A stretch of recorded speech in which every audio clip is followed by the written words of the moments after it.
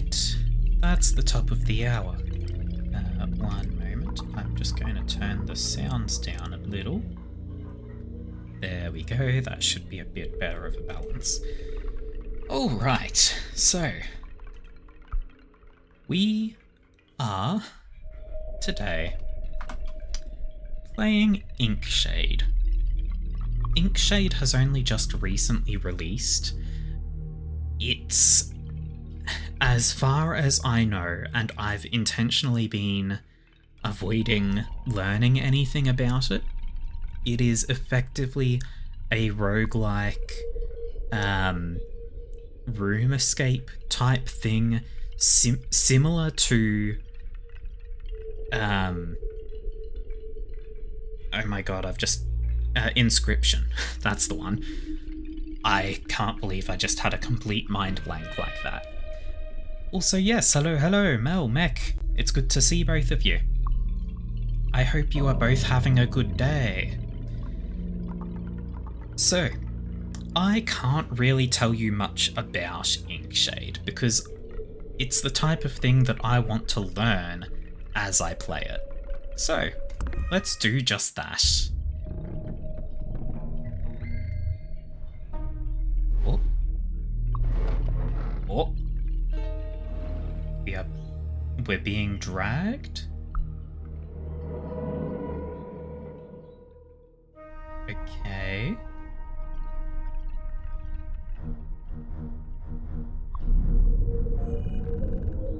Ah, you're finally awake. Let's get started. Sit. Ooh. We are going to play a game. You are a captain, and you have one objective. Sail your airship into the abyss. But alas, Captain, two critical things elude you. A star point and a vessel. Perhaps, if you spend some time bumbling about, you'll find what you seek. Now, choose a path. We know nothing about these paths. So let's just go left. You're going to travel west? I didn't think you wished to die just yet. Never mind. Perhaps the clergy of Ire has changed. And they aren't as wrathful as you remember. Huh. I don't remember anything, so clearly they aren't as wrathful as I remember. If you can make it to the end of this route, you will find the casing of the star point, which is needed to navigate the northern skies. Now, begin your journey. So we move up the map. The time has come for you to fight.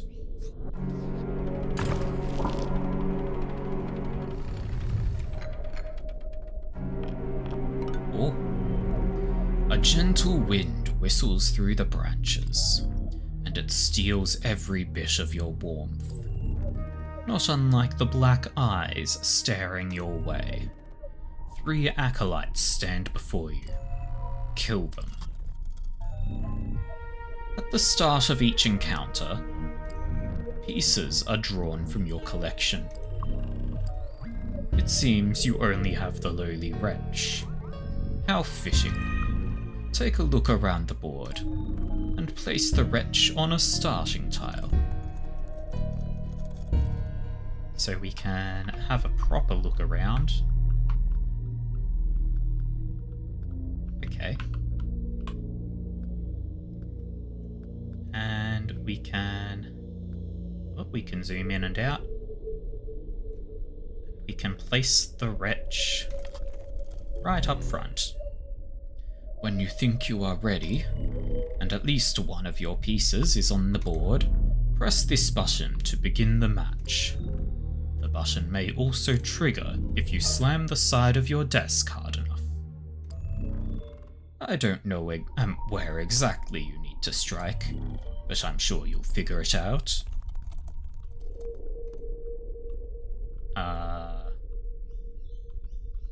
Ooh. Z. Okay, so holding Z hides health, I assume these are. And holding X shows movement and damage.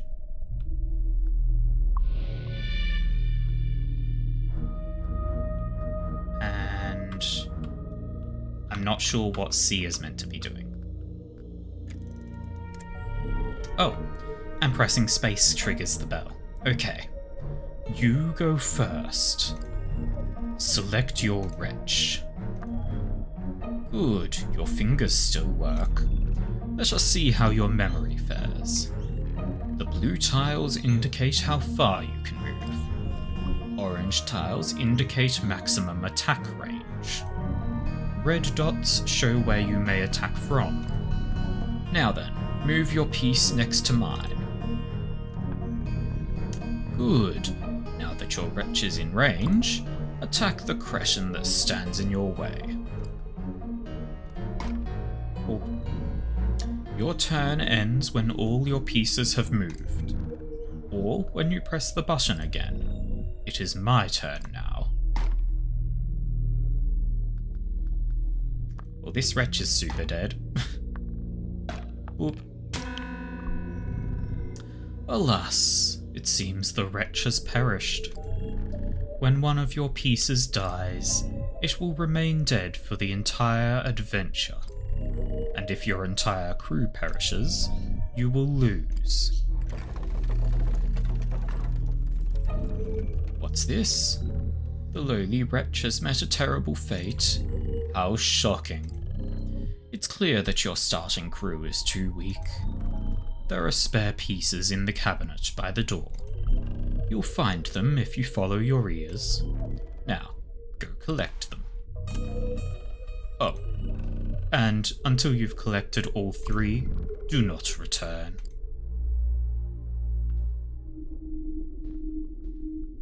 And we are now moving. This is where I would store all of my scrip. No, I'll not be giving you the key. I don't know what scrip is. Bunch of goblets around. That's what you found? An old discarded blade? Have you spied a spyglass? Such a device can see very far away, you know. But alas, it's not much use in here. I do not know why this candle exists. It is lacking flammable fibers, you see.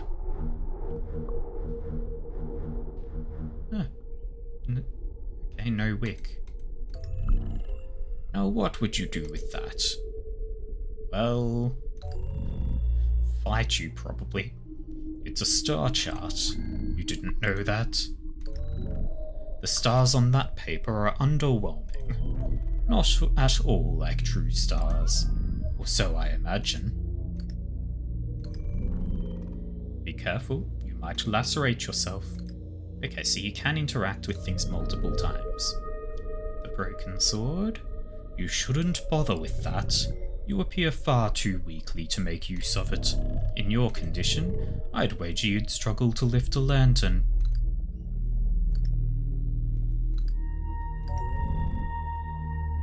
Your body produces so much oil. Must you spread it over everything? Okay. Oh. Books. Oh. What is that you found over there? Is it another tool for sailing? I believe so. I believe this is a sextant. Ah, I see now. That item you are coating with dermal oil is a sextant. You could use that to observe celestial bodies and find great treasure in the form of angular information. A pity there are no celestial bodies in here. Although, if there were a celestial body in here, it would be quite the spectacle. Okay. It's faint light coming through this keyhole, but I cannot interact with it. Another knife? Don't touch that. It's dangerous. Some people are loath to follow directions.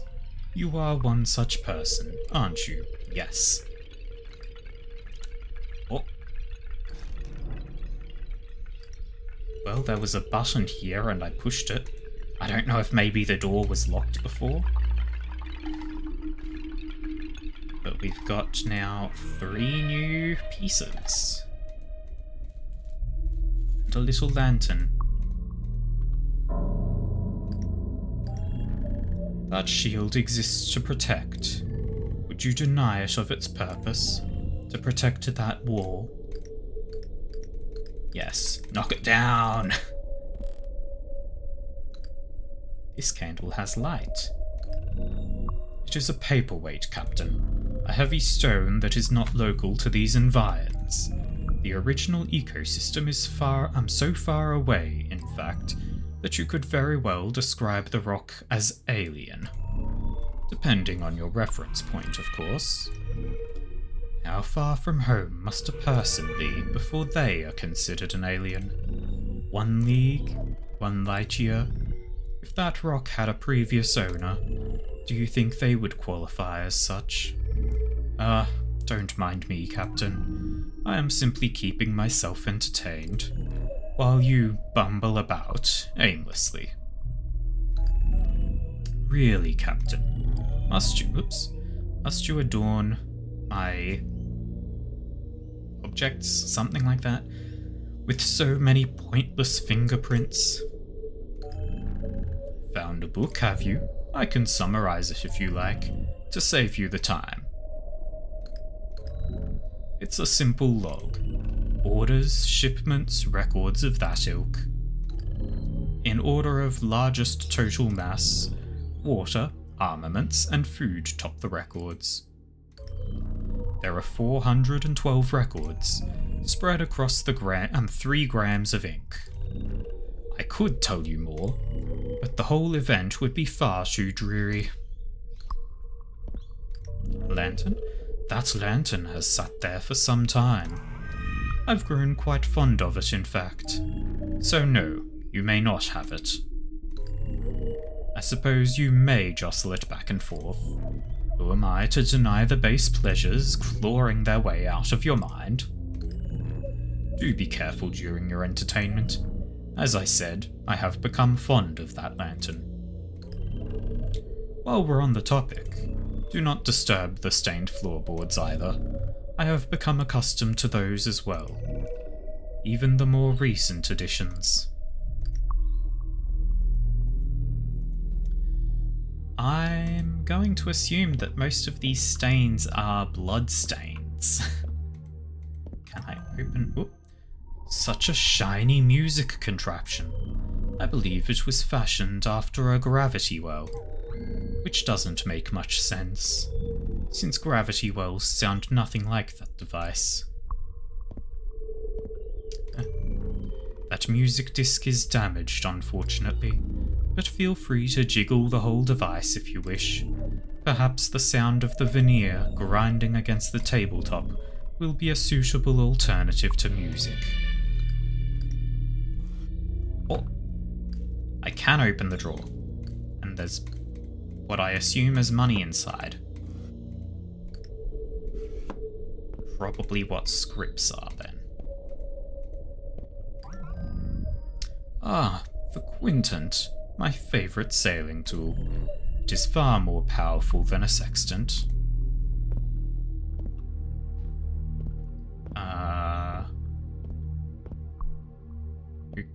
Okay.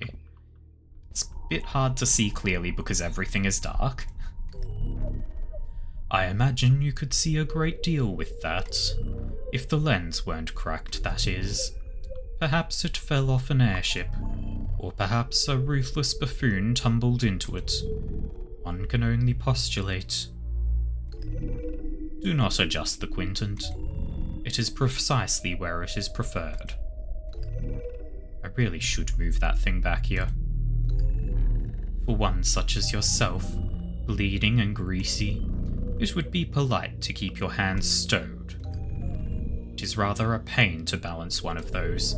You should know that, and yet you fidget with it all the same. I suppose I could move that heap. Shift this crate over the edge. Oh, don't mind me. Okay, I think that's everything we can examine in here. So, back to the desk. You were defeated on your last journey, and so you must start from the beginning.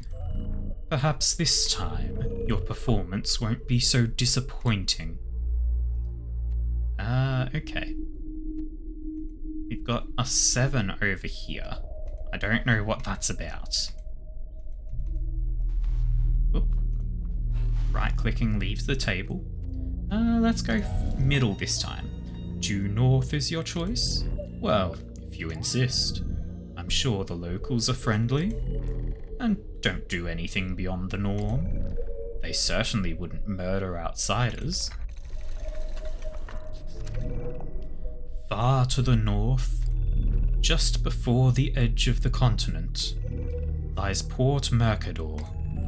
You can contract an airship there, and if you have a completed star point, you can sail farther north still. Now then, begin your journey, Captain.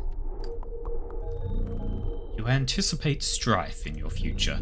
It is a good thing you brought a crew. Okay. So this should be the first combat that we actually have a chance in. You see an underground passage. It beckons you to submerge yourself and fade into the cool black nothingness. But villagers bar your path, and so they must die. Ah. Okay.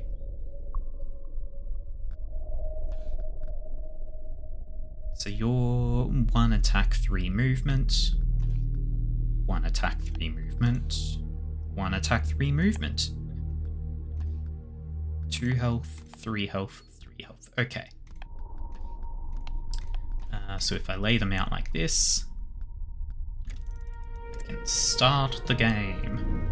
Oh, by the way, if you think that your defeat is inevitable and would like to end your journey early, then you may press this button on your left. Doing so will forfeit the match, which will have the same effect as losing. Also, the button has a tendency to stick, so you may have to press it more than once. Anyway, now that you have a larger crew, things should be easier. Also, if you haven't noticed, you can inspect my pieces. Doing so will reveal how far they can move, their maximum attack range, and the tiles where they can attack from.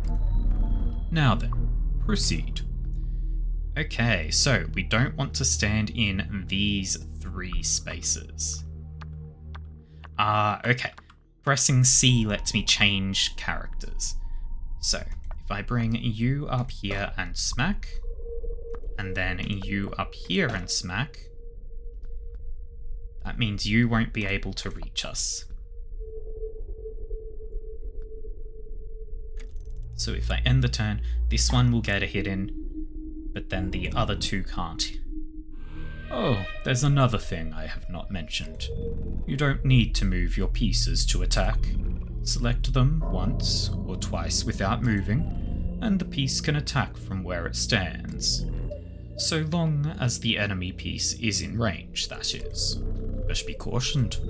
If you select a piece 3 times in a row, it will hold its position. And after issuing such a command, you may not touch the piece until your next turn. Okay. I'll reward you for defeating my pieces. What do you get? Scrip. You appear confused. Scrip. It is a currency. Those little Goiden? Golden coins your kind is so fond of. I'm surprised you don't remember even that. Regardless, earn scrip by defeating my pieces. You will also earn bonus scrip for winning an encounter. And the bonus will be larger if you take fewer turns.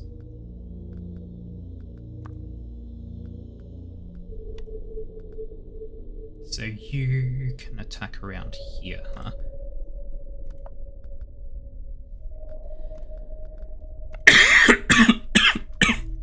Ooh. If I do this, end the turn there, hits the wretch, of course, but you can't reach there. So if I do this, heck yeah, and then let's bring you up to draw the thing out. Oh, moving a piece gets undone if I don't click on it again to finalize it. Okay. You, move here. And hold that spot. You move here. And you stay there.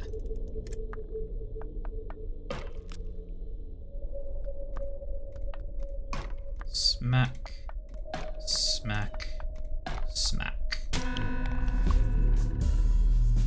As you step over the final villager's body, the sound of scraping rock drifts to your ears. Two shadows can be seen in the cave's mouth. Two new foes, or two new candidates for your crew.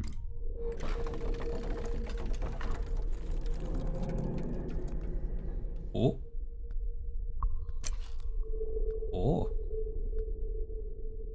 So there is the Illuminary, who can move 3, has 2 health and 1 attack. Or the Villager, who can move 3, has 3 health and 1 attack. I didn't... Okay. Well... I was hoping I would be able to inspect the Illuminary and see if they had any special features. Ah well. When you add a new piece to your crew, that piece will end up here. You may see your active crew from within this box, but know that if your journey is cut short, all the crew members added will be lost, and the pieces will be reset to your starting crew. Have you ever played a card game? Think of the pieces in that box like your deck, and the pieces you draw before combat as your hand. If you've never touched a card in your life, well then, I'm sure you'll figure things out. Why don't you try placing your face in the box now? Oh, okay. Well, that's something. Let's go for treasure. You see wood and iron poking out from a shrub, and a closer look reveals what you've found. Treasure.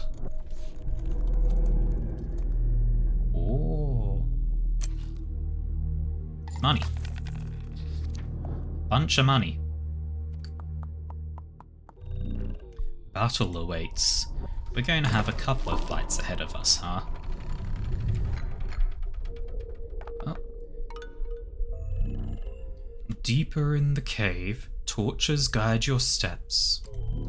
They also guide your foes, who seek to end your journey. This board contains a special golden tile. If one of your pieces ends the turn here, and they survive my turn, then you will win the match. You can still win by defeating all of my pieces. I know you'd find the bloodshed preferable. Okay. Well, the enemies are between me and the victory point. So, let's start with violence.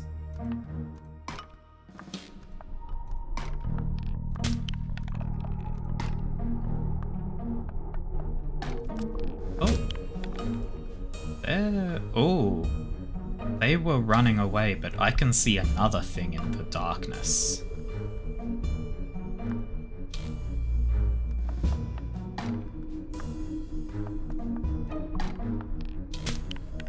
It cannot reach very far. So if you come to here, you should be fine.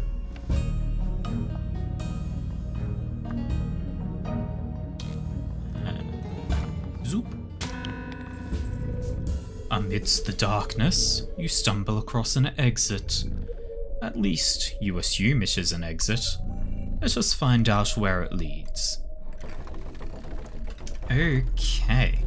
Why were they running away? Ah, well. I can take another illuminary, a villager, or...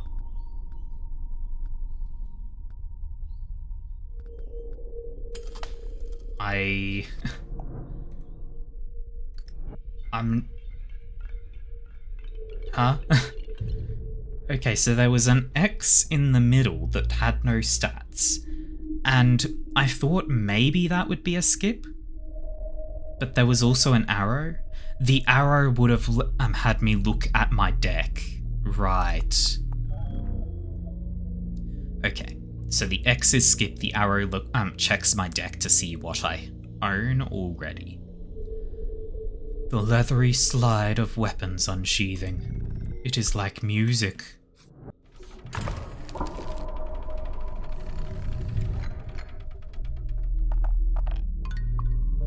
That's a lot. Farther in, a lone torch illuminates the cave. But scraping rocks can be heard not far off. Huh.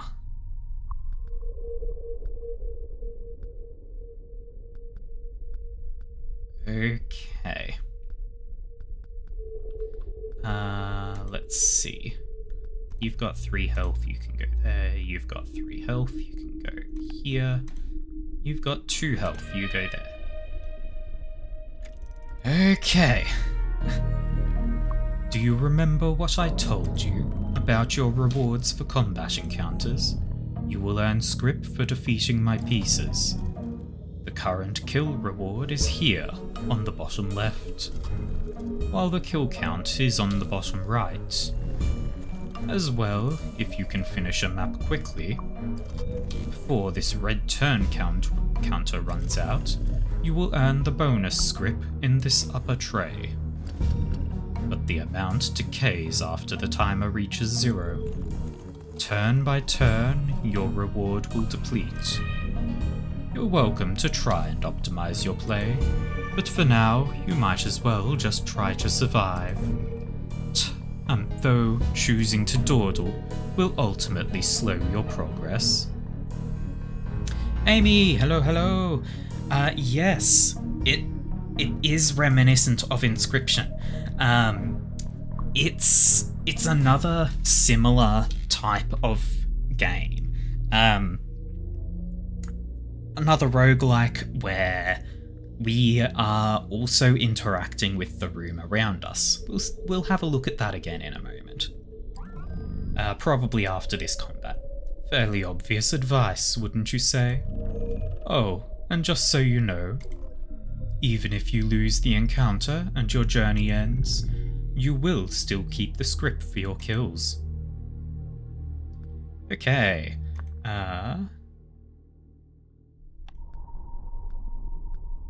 Okay. I can absolutely get some hits in here. That's a kill. Oh. They are infighting. Hang on. You can reach to there. So if I do this, I can get another kill.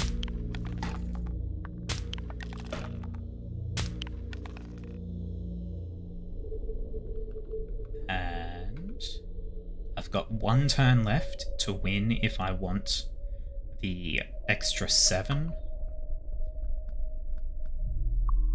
Which I could do if this guy goes here. So if you go here and hold that, you can come over here and get a kill. And you just don't get hit.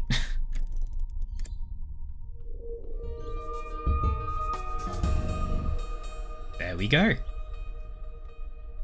You consult your map to see if the chosen exit was desirable.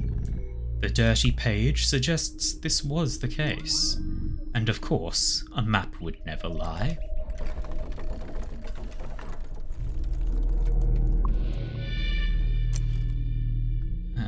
So we can take a villager or a mortoom,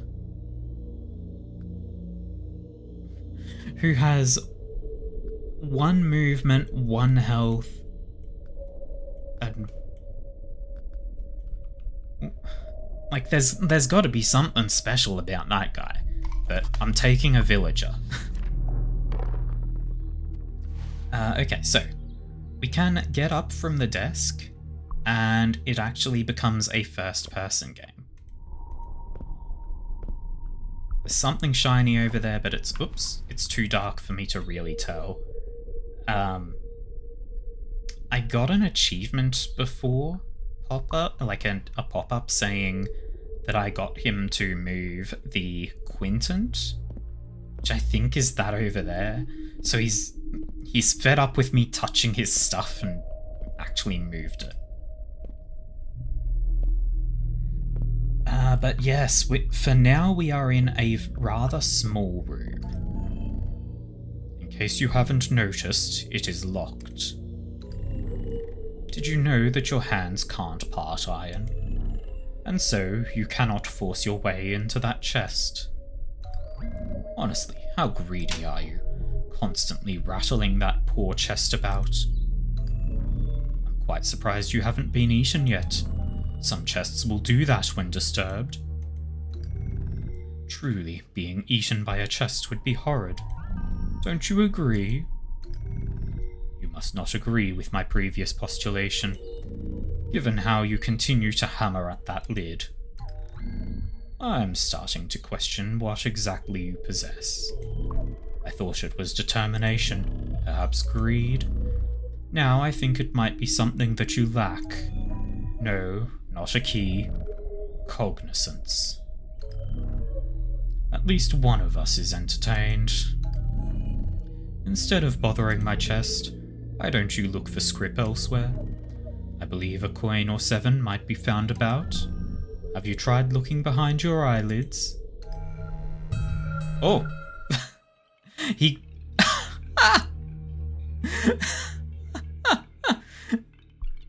He got fed up. Send us to the menu. Got an achievement for it. Oh, did you pass out again? Welcome back. Okay. Okay, back to it. Stumbling into the unknown. You aren't quite sure what lies ahead. Ooh. Another illuminary or another villager? I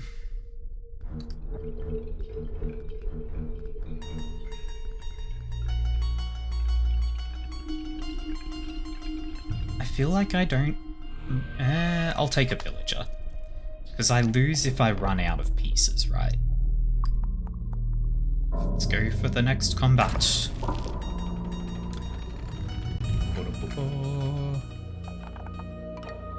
Oh. The scent of roasting meat fills the air, and quiet conversation reaches your ears. The latter is abruptly cut off as you emerge into the clearing.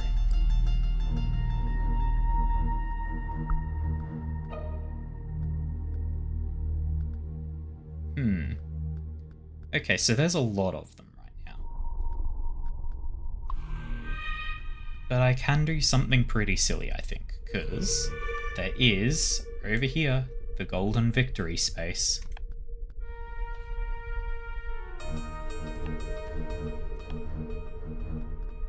Now, from what I've seen, enemies don't act if I'm not in range. So, if you... Oh, there's a guy here. Dang it. Well, you're taking a hit. Oh shit, and you've only got 2 health, which means that guy can actually get the kill. You're running away.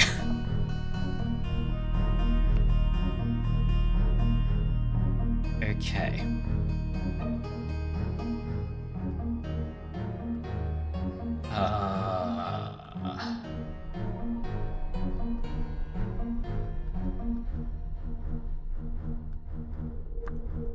If you step here, that will draw that one out. If you... Oops. That one can also hit there. So if you come here, hopefully this will work.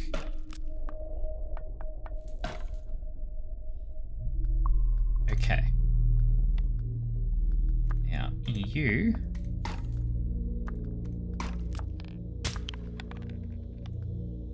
these guys can reach in there, so if I...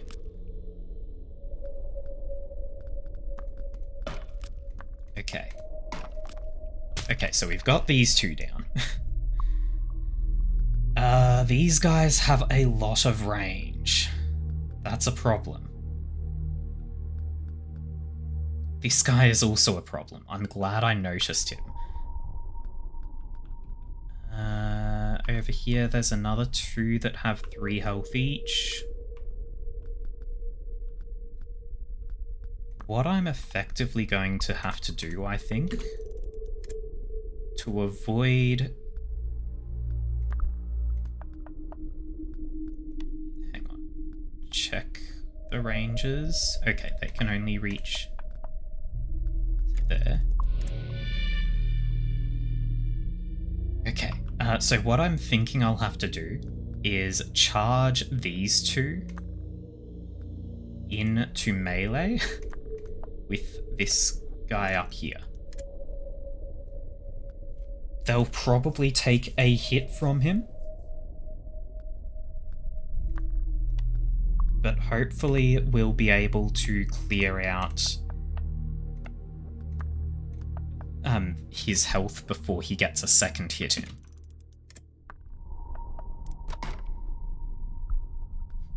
I don't know if we can.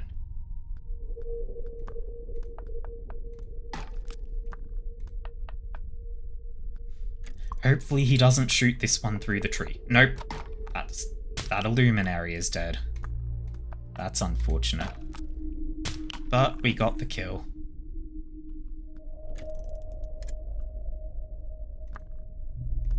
And now we just leave, because there's no fucking way I actually win this fight.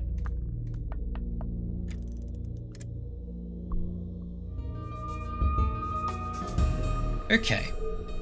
We lost one of our troops. A tree crashes down. It came from an entirely different direction. You choose not to investigate. Huh?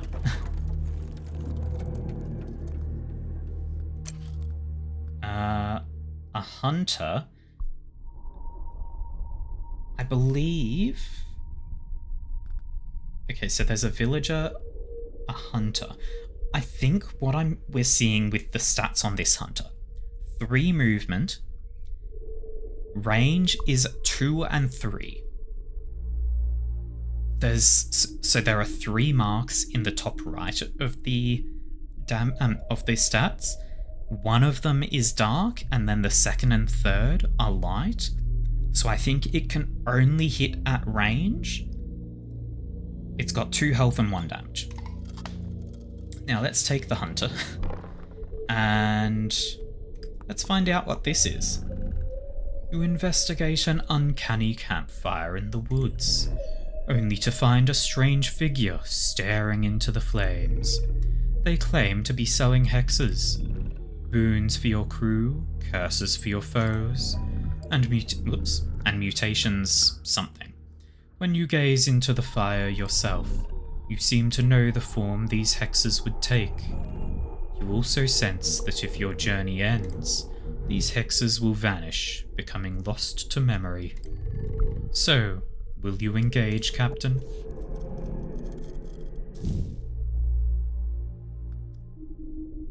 Ooh.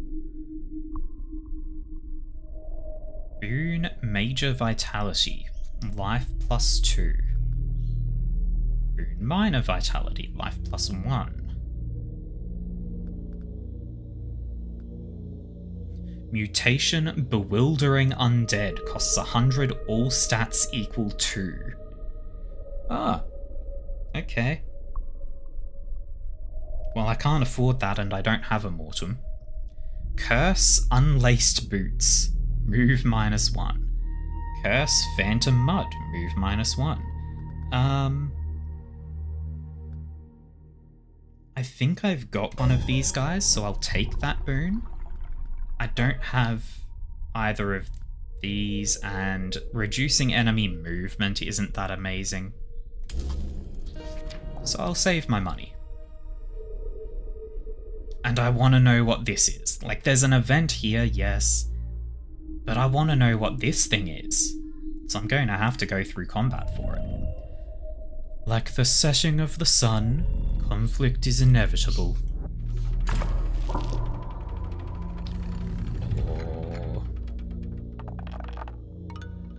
Oh. You emerge from your last endeavor and are greeted by flowing water. Your enemies are hastily loading a riverboat. And more still are closing in.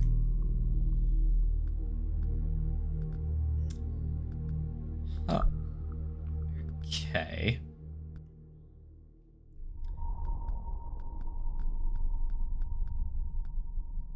So these two spaces are safe.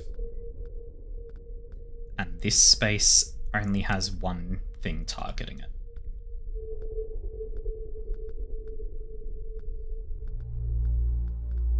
So I kind of want to get myself into this corner so that I can whittle down these guys, I think. Unfortunately, I don't have my ranged man. These guys do have 4 health, though. Okay. You go there, you go there, you go there. I'm going to need all 3 of you.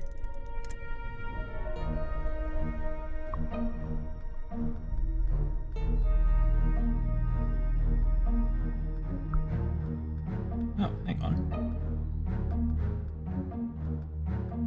Only you hit this space as well, so if I do this, this guy is now safe.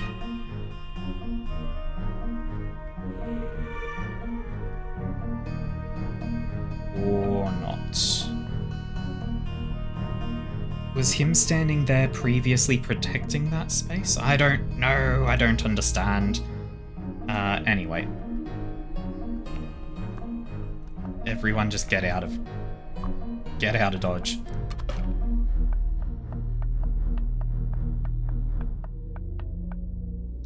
Okay. You are shooting at us, so let's get rid of you.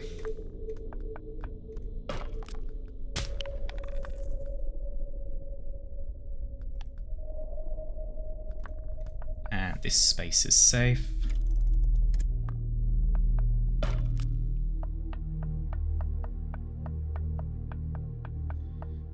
Bunch of wolves coming in from up above. Okay. Yes, so this space here is safe, which lets me get all 3 in here, and you will still be safe there.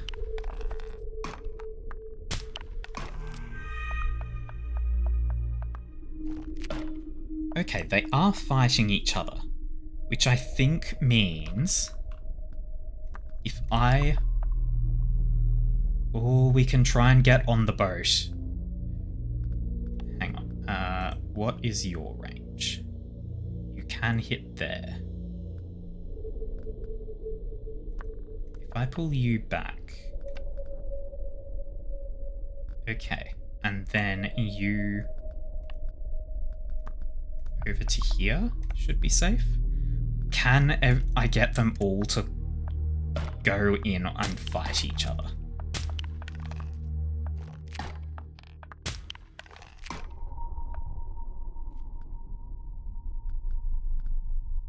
It seems like it, and I'm glad for that, because they do a lot of damage.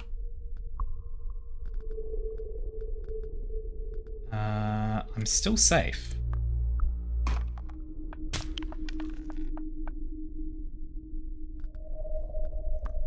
Okay, this guy is coming after us, so I have to actually clear that one out. But otherwise, some of the biggest threats are dealt with. You pull back for a moment. Huh.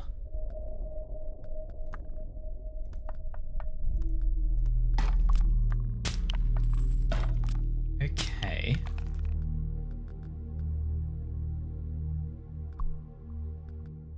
This is fine.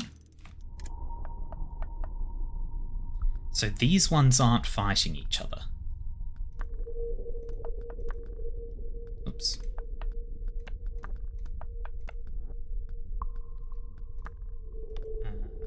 This spot is safe. Now you can only move one. Okay, so if I bring people in to get rid of that one, it's still good. If I kill this one though, you can get into its space, so I don't want to do that.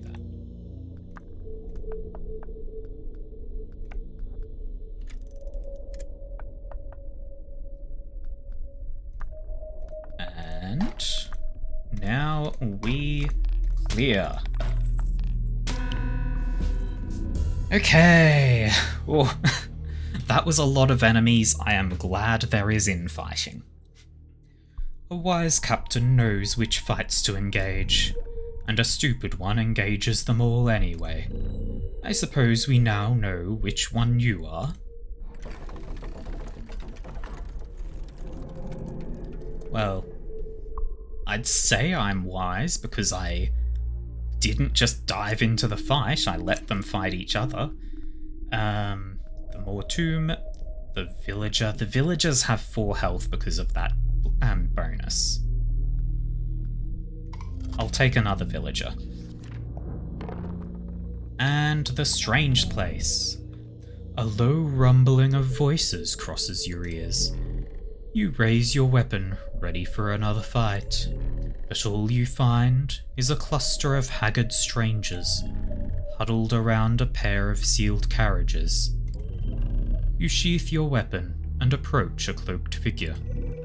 They explain you've entered a labour exchange, where you may donate 2 of your crew and receive 1 new member from a selection. Alas, setting foot in the market binds you to participation. So, Captain, which 2 of your crew will you relinquish?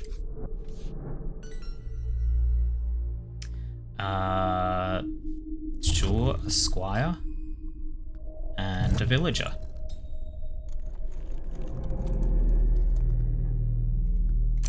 And what do we get? We can get an occultist.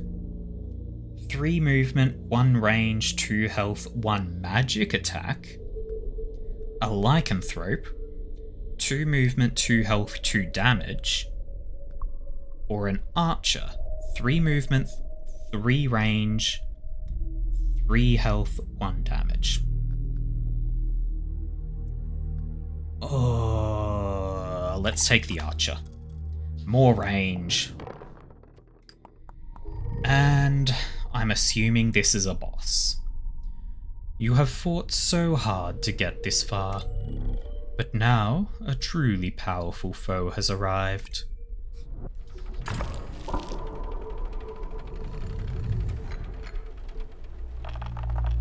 Oh!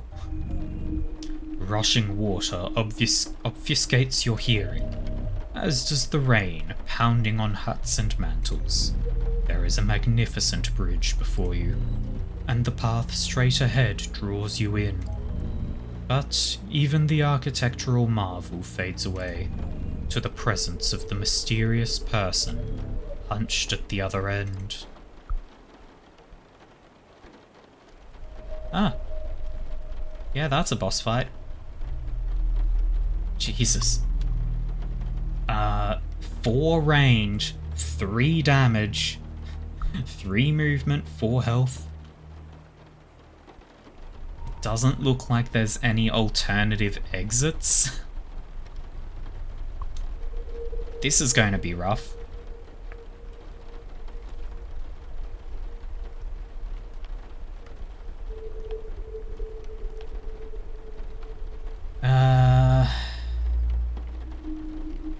Okay, if I back off, I would need to bring my guys to the edge.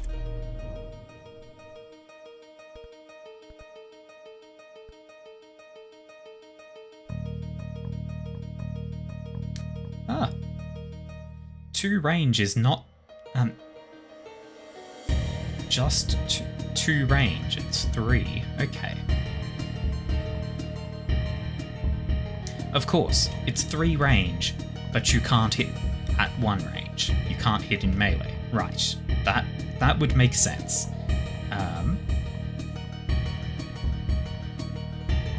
Okay.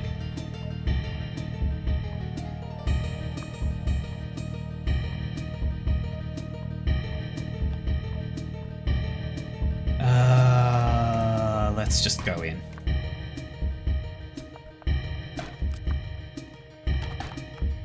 Start by clearing out these guys at the front. Oh. Okay, so they are actually doing a little bit of infighting. You hit, you shoot. You move here. No. If you move here. You can't shoot past your friends? Oh god, that sucks. Wow, you kinda suck, huh?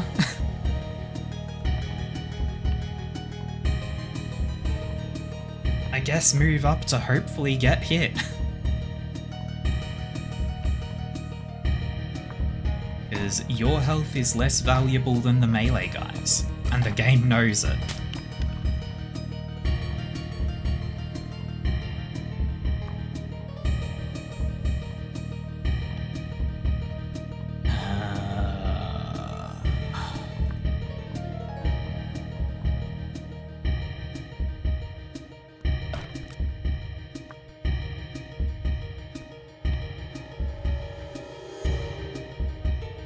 Putting this guy here actually kind of ruins things. Well, if I do that, I can get the shot there, and then you can get hit there. Okay. So far, we haven't taken any additional damage. You can shoot him, because he can't reach us yet. And then we take a turn. Yep, shooting does trigger them.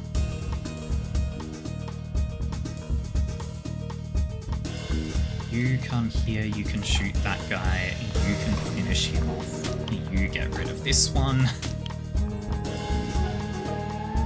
Okay,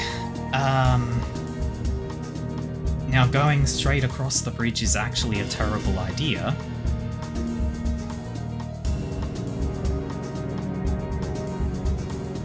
But I don't know where else we would want to go. This all looks dangerous as hell.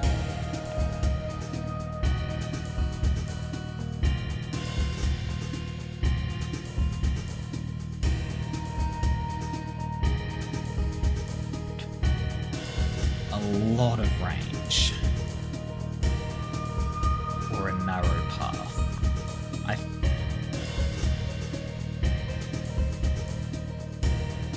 let's take the narrow path. Oops. I accidentally pressed spacebar instead of clicking. Let's check enemy ranges first. Okay, this is safe. And then we can bring our other people up.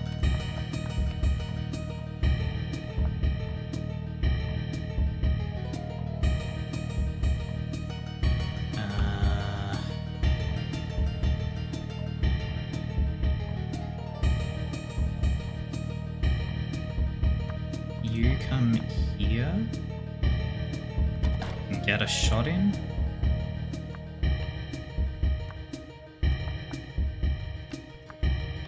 And then I feel like I'm going to lose this fight.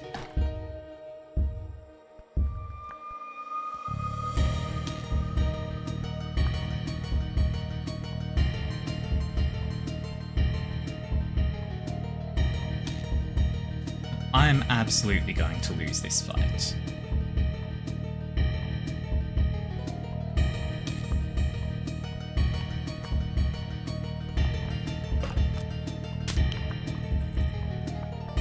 Well, you're chump fodder. So, you advance. And...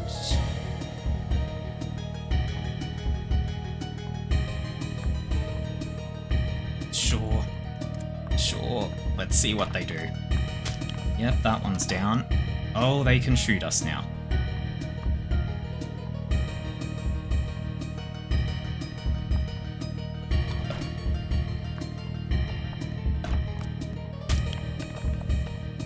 And the archer's out, so I have lost. Oh, that was a... Yep.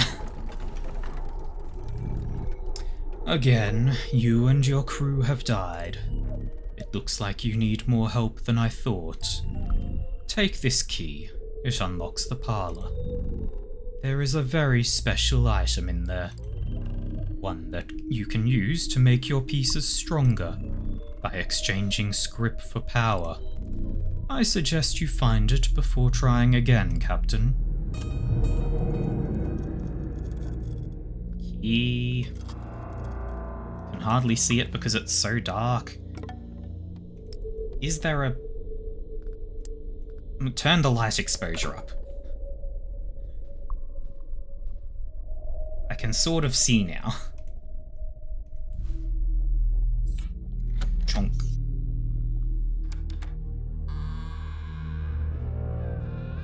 And so the world expands.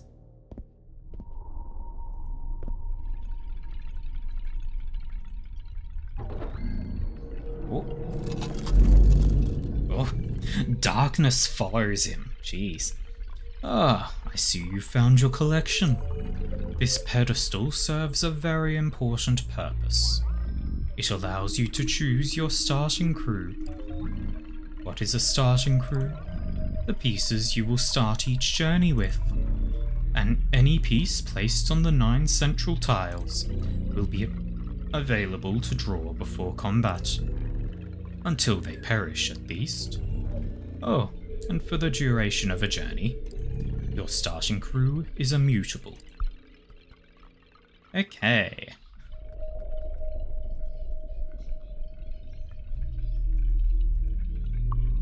There's money here. Take all the money.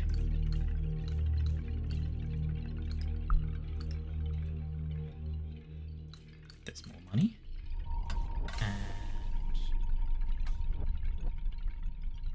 Okay, this would be the thing that he was telling me to find. It lets me upgrade my guys. So I could give the Acolyte more health or strength. What else do I have? There's nothing else on this leftmost tab.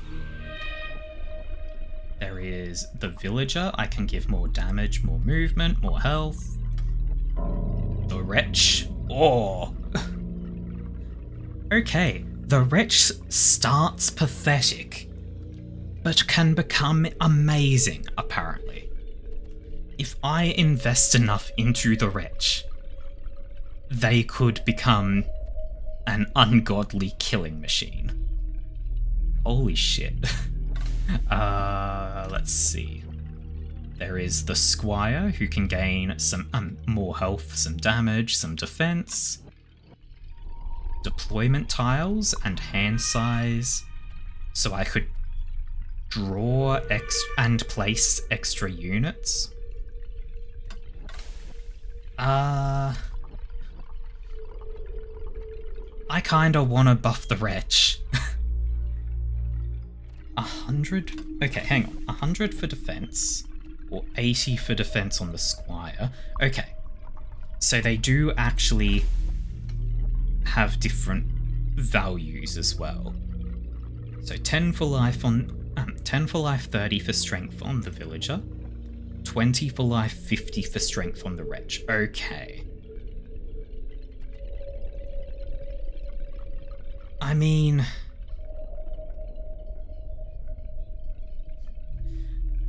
do I want to go absurd and just start going all in on the wretch?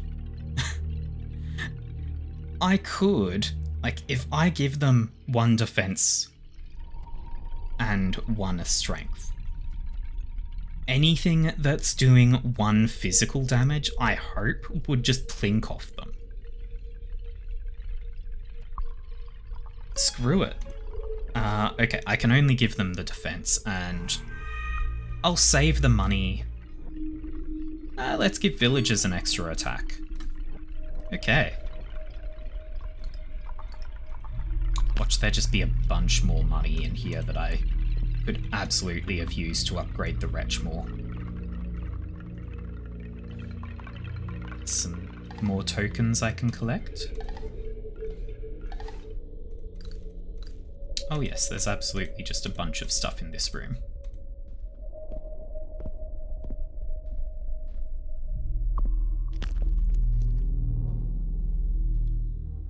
Fancy armor. Fancy. And another door, which I don't have any keys for.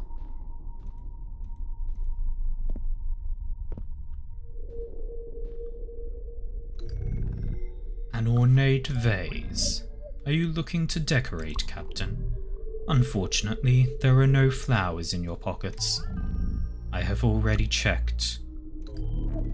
I suppose you could place something else in there. A decorative stick, perhaps. Alas, you have nothing of the sort. Sad. It's just a bottled beverage. Technically, a poison. Okay. Oh, there's another piece there. And another coin there.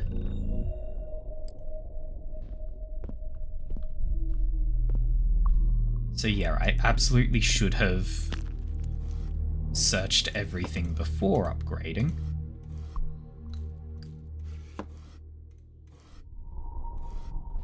Anything else? No?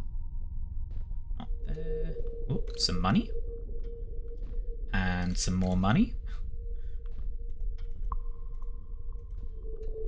Nothing opens down there. There's a lot of money scattered around here. Oh, and a lighter. I don't know what the lighter's for. At least I assumed that was a lighter. Cannot turn the lamp on.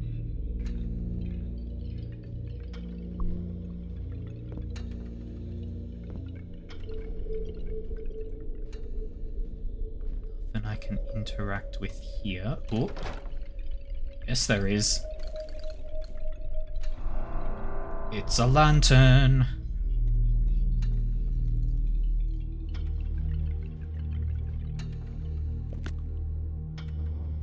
What? What? Okay. There's a lot going on here. Kind of a spooky environment.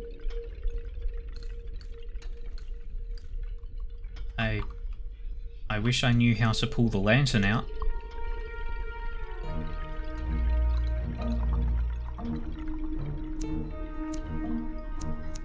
Right. No. Okay, so Okay, so we've hit a puzzle. We can turn on and off the different candles. And we would need to work out what combination of candles lets me open that box. We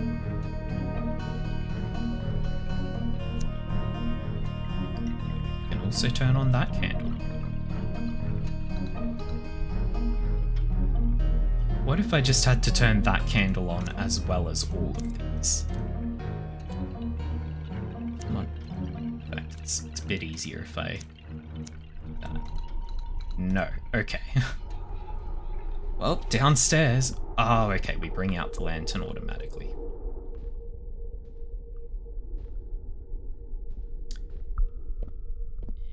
Anything down here?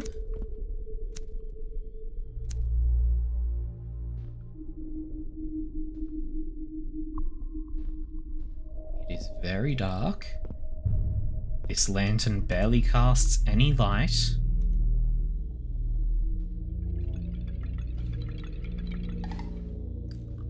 More pieces, more money.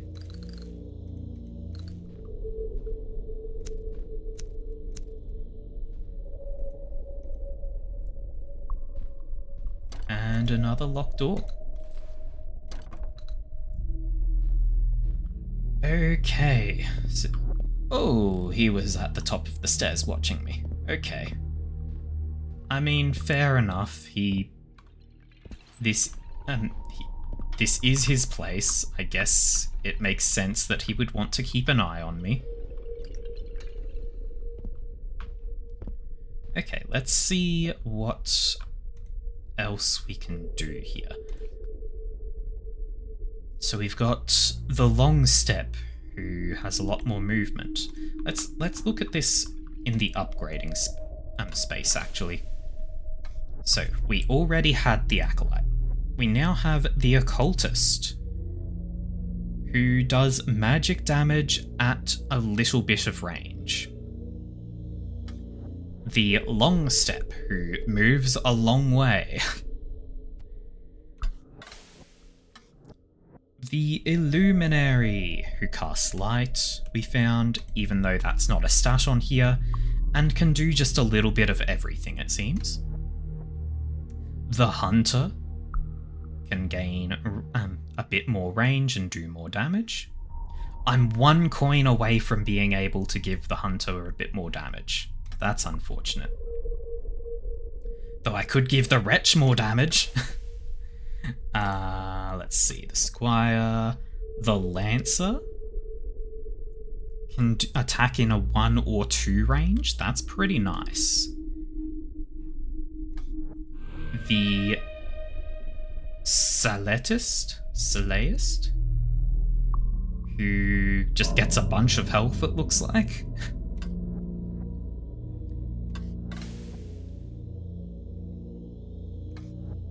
Okay. Let's give the wretch more damage. Go all in on wretch mode. I also want to put the hunter onto my starting team. And let's take the acolyte off. Lancer on.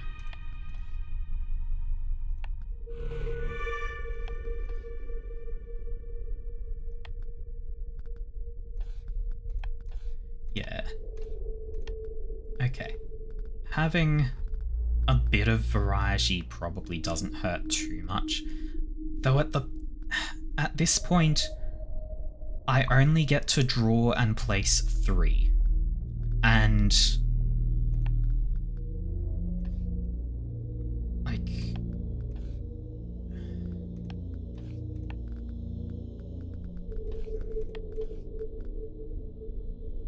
yeah, this, I guess. Because if I'm only going to be able to draw and place 3... Well, okay, no. Even if I lose if all of them get killed, I want to have a backup if one of them dies. Oh, he's got 4 hands. Okay. Cool, let's go back to it.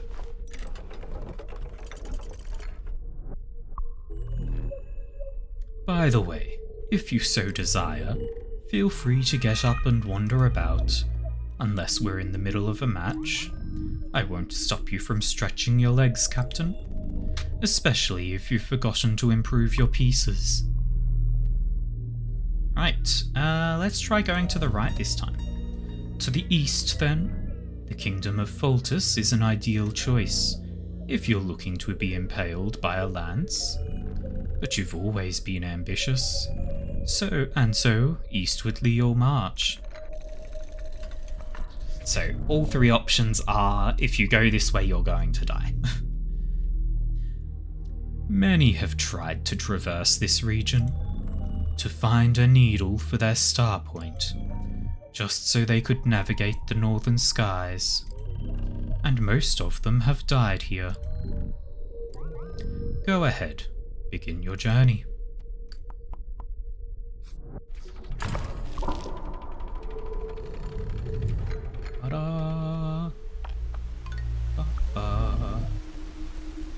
Snow crunches beneath your boots, and the sound betrays your arrival. 3 squires, novices of the blade, turn to you and draw their weapons. They are all but asking to die, and you will oblige.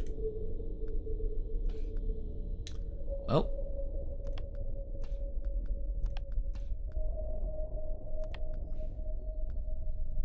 we didn't draw the wretch. Unfortunate. Oh, they've got a lot of potential. Okay.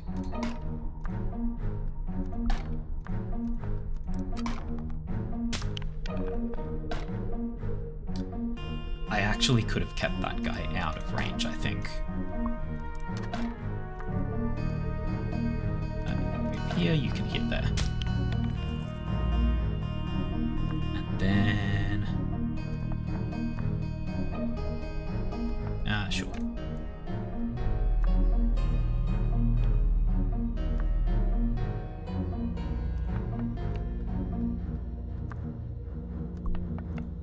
This is fine. They get a hit in, but they are now dead. Of course, simple squires would be no match. Not for a captain of your caliber. As you enter the fort ahead, however, 2 new figures approach. Turncoats. It seems they wish to join you.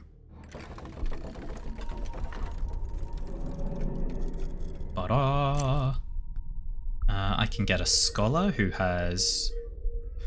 He's very squishy, but he can do magic damage at decent range. Or another squire. Let's get a scholar.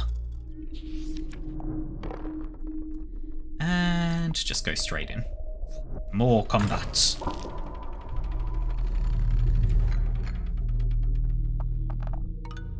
Oh, there's a lot of them. As you trudge deeper into the region, the snow grows thicker. It pulls at your boots as you try to approach.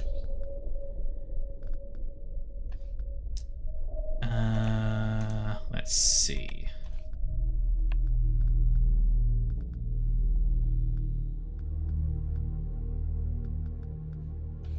I think this guy dies, because he's only got 1 health. And there's not any safe space.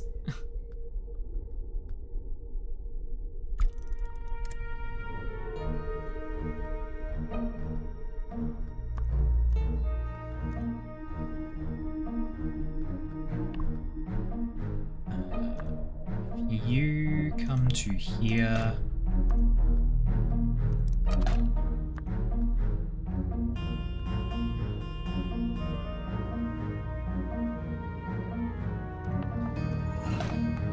And now you die because this guy in the middle, or that one's just going to shoot you. And you're going to die.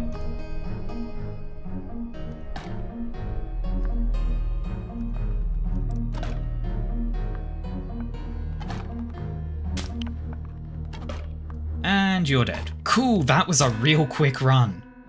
Wow. If you're struggling with the crew you have, then perhaps you ought to make them stronger. Or see if you can find more pieces strewn about. No, I think that was just a real shitty run. Let's go for the middle again. Which path will you choose this time? I simply cannot wait to see. Need an airship, Northern Lands can oblige, cut down all who stand in your way. Embark on the journey. The morning air invigorates you. You feel that you will succeed this time. No, I won't. I will lose, over and over again. It is the same encounter though. The journey starts with a single cave. That is perhaps the one truth of your map. Despite the verbose claims made by the cartographer who sold it to you.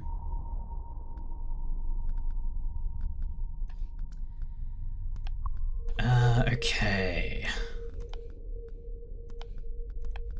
Also, the wretch has not come up once in 3 draws. This game does not want me to get that wretch.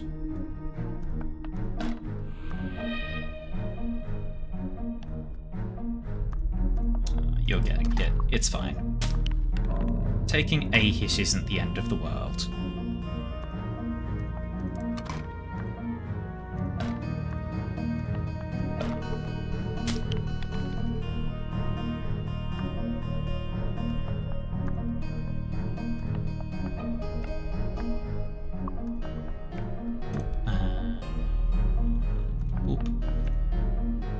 Should come here? Yes, okay.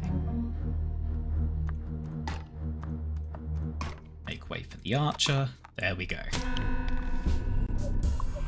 You breach the entrance to the cavern, and the gasps of dying villagers fade away.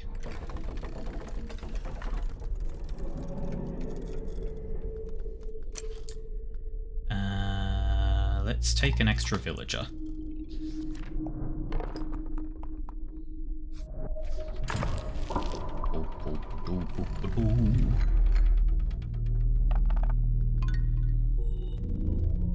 As you enter the next chamber, a clattering sound appears to your right, and the creak of a plank to your left. But there is no time to ponder, for you are spotted.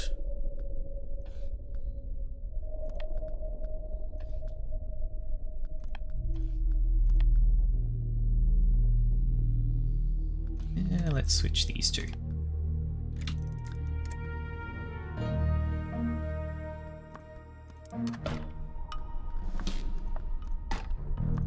Start with a kill.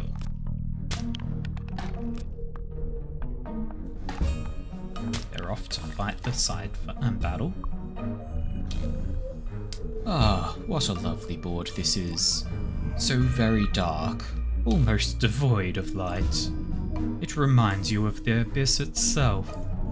That aside, if you are as absent-minded as you appear, Captain, and you cannot remember where your pieces are, I'll allow you to fumble about the board and find them. Try not to knock anything over. Yes, okay, cool. Let's see. Well, that guy's dead to them. Okay. You move up here. Archer here gets a hit in.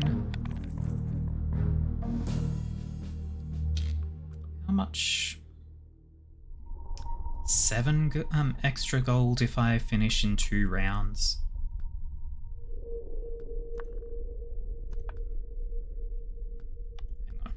Hang on. You are a melee man, so if I do this, you'll come get us.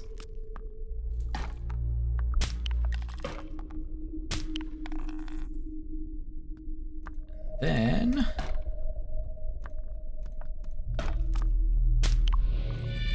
oh, you do 2 damage. Cool. So that's victory right there. If you had to die, you truly hope it would be a swifter end than death by impalement on a filthy, wet stalagmite.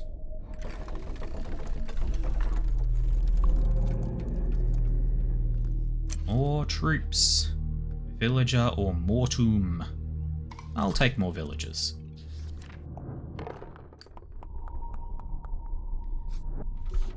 Probably start skipping from there.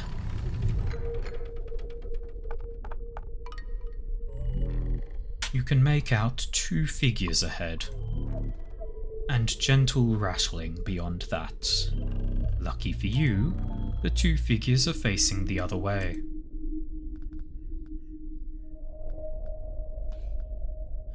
Okay.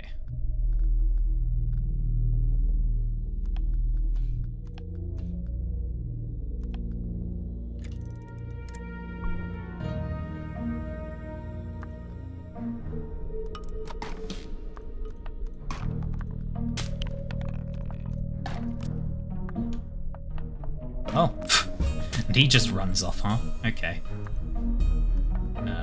Be gone. And we can just advance, I guess. And kill off the last one.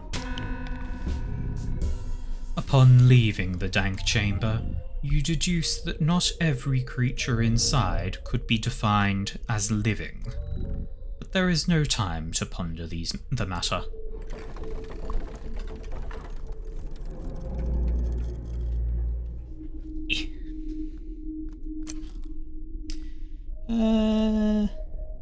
Yeah, I think let's skip here.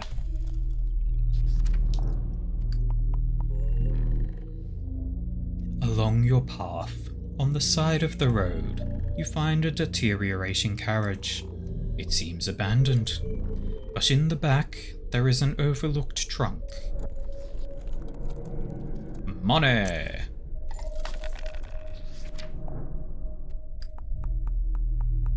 Hell yeah. Do you enjoy death? It doesn't matter. The battle comes first.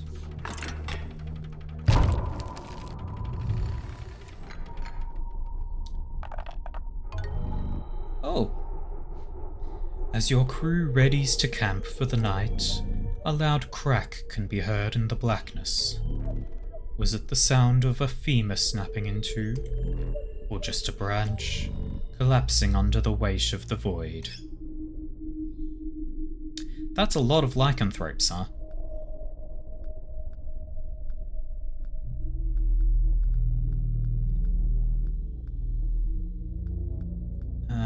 Okay, so I think what I'm going to want to do is I'll put the ranger here.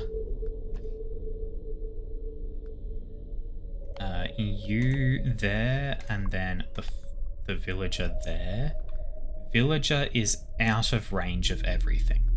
The ranger will need to take one step up so that he's out of range of this guy. In fact, I'll take 2.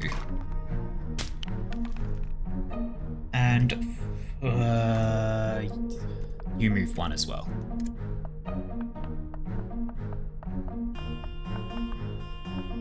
Oh, there was another guy up there. I did not notice that one.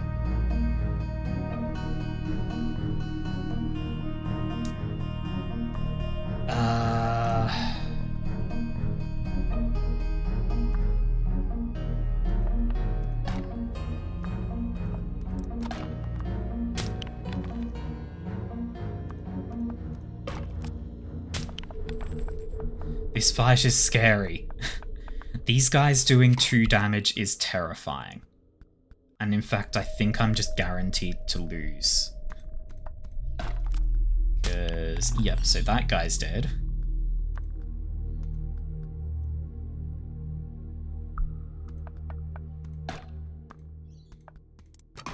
This guy's dead.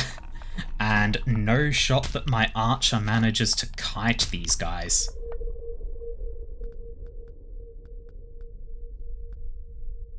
Especially considering... Oh yeah, like, with the archer's maximum range, they can still reach him. Archer would need 3 range, or 4 range, rather, to be able to actually kite those guys. Another failed journey. Have I made this game too difficult? Perhaps you should visit your collection and rearrange your starting crew. After all, the best place for a laggard is on the sidelines. Unless, however, you find your crew to be sacrificial. Well, we've now got 93 bucks. So let's go see what we can do. I kind of want to just go more wretch. Like, or if I... Here's something real fucking stupid. If I get another 30 or 27, I can get the wretch to have 2 defense. And then nothing will be able to damage them. Now, they haven't actually been coming up, so I'm going to take this guy out so that I'll actually draw the fucking wretch.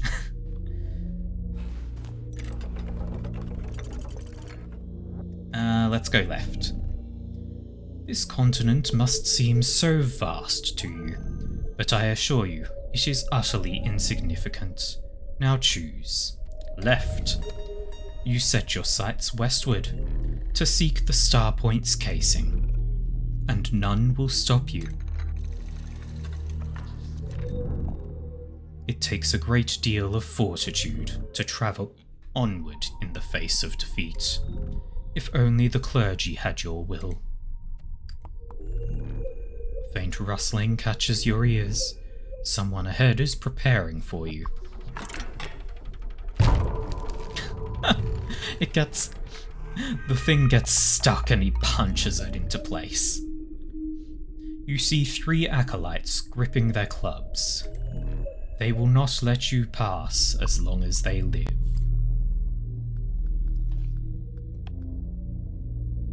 Oh, there's magic, lads.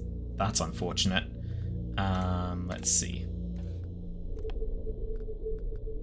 Oh. 1, 2, 3. So from here you can get the kill on that one.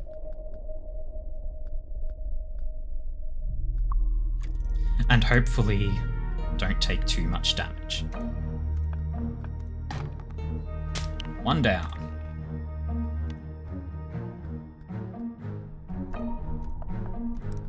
Their magic lad is going to shoot someone, it's fine.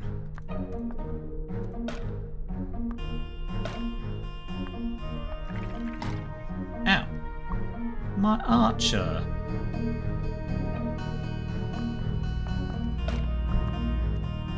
I screwed that up a little. It's fine. I screwed that up though. Oh, no, okay. They aren't converging on the wretch. Because they can't hurt the wretch! Hell yeah! Oh, but my spearman is super fucking dead.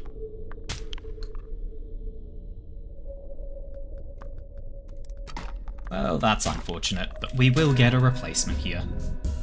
With the battle complete, your senses expand, and you notice 2 figures ahead. Were they watching? Perhaps one of them is willing to join you. Ta-da! An acolyte or an occultist? Let's take the acolyte. And let's go for an event. If you don't know what you want, then perhaps this will do.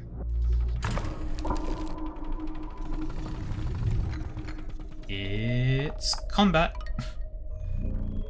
An orderly windmill sits atop a hill. Not a single stone brick is out of place. And it seems to be much quieter than expected.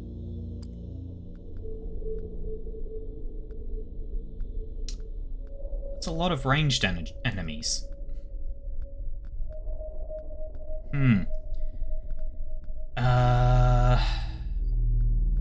But this guy with the green hat is the only one that does magic.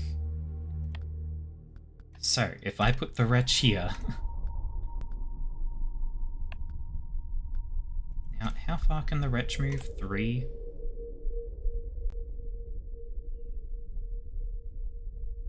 Okay.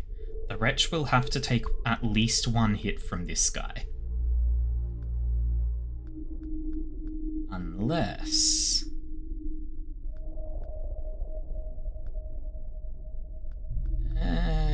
okay, I'm going to do that as well. And you can come sit over here. Right, you start by getting the hell out of the way. Wretch, charge. And you just stay out of the way as well. For now.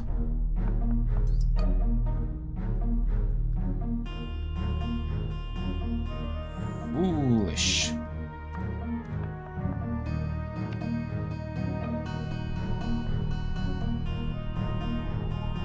Now, can you...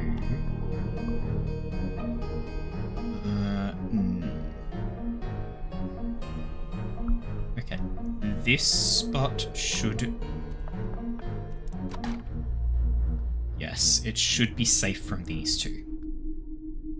Maybe not from him, though. My archer may be dead.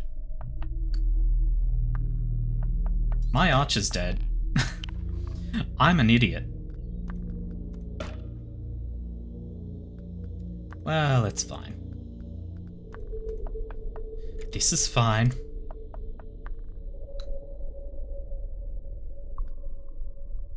Magic Man can now reach the wretch, but the wretch can reach the Magic Man. And they are no longer able to win. It will be slow, but I will win.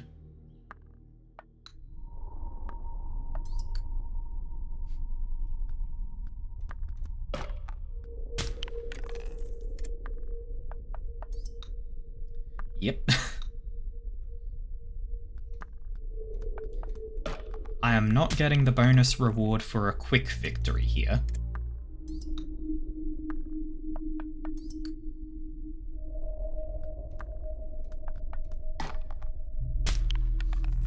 Go, wretch, go!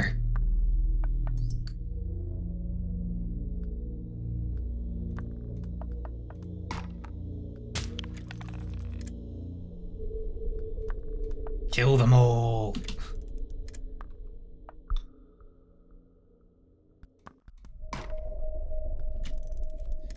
Destroy them! God, the music got very quiet.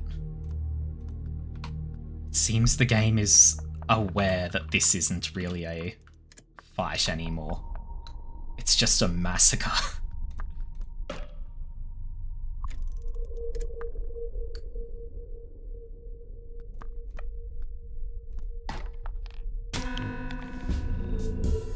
There we go. The windmill creaks and groans, fighting the gusts of air at every opportunity. It would have been a more formidable foe. Yeah, windmill would have been a more formidable foe than those guys. We can get an occultist or a knife thrower. Knife thrower has more range, but only 1 health. I'll take it. Combat! Ooh, I do have enough money to upgrade the wretch again. Maybe I should get the wretch a magic defense. A group of clergy members are at the ready. They have prepared a spike pit for intruders. Intruders such as yourself. So, wretch goes here to get the instant kill on on one of their mages. And then knife thrower at the back. And I think that's all we need to send in.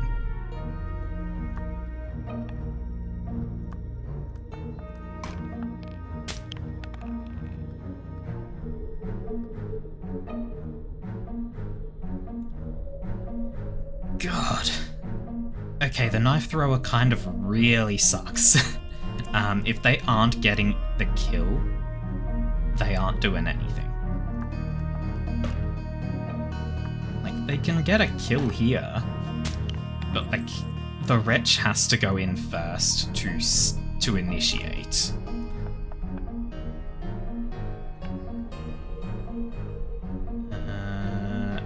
Yep, knife thrower stays out of range of their knife thrower.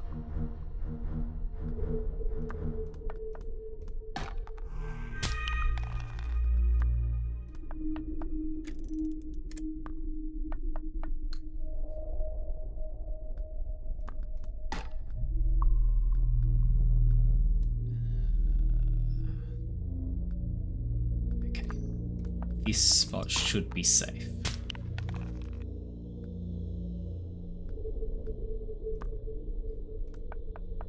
Then we charge.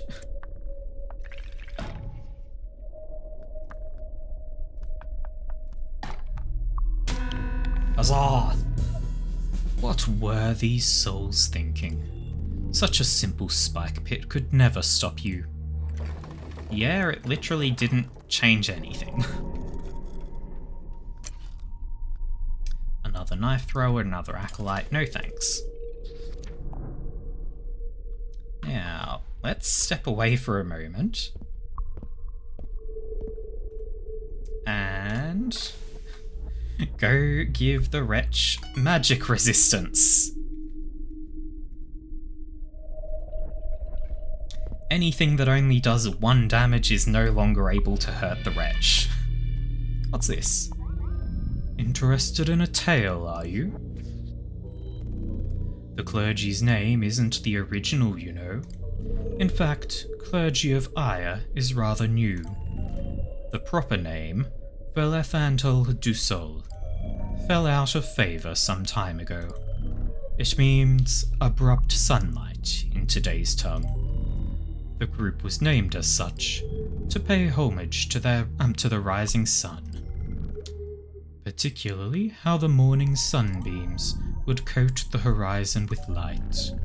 Not exactly an ireful sentiment, wouldn't you say? Oh. Okay, so the dialogue bubble is some lore. Whomever stands in your way will not be standing for long.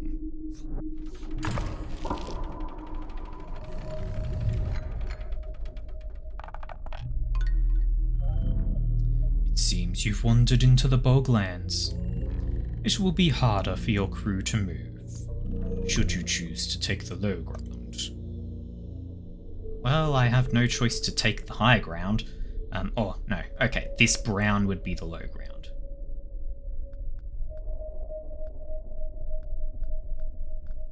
Well, there's nothing that does... Oh no, there is a guy who does 2 damage over there.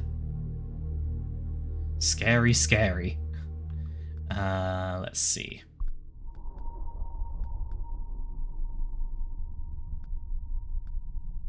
This spot is safe for starting.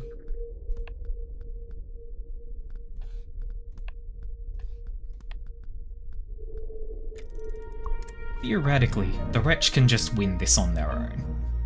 It seems you are training your crew well, Captain. So much so that as they become stronger, you attract the attention of more powerful foes. I do so hope that you're up to the added challenge, for I too may choose to upgrade my pieces. Well, that's unfortunate.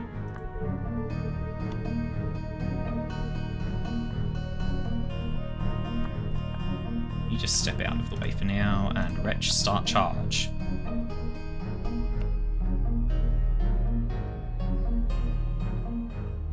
Yep.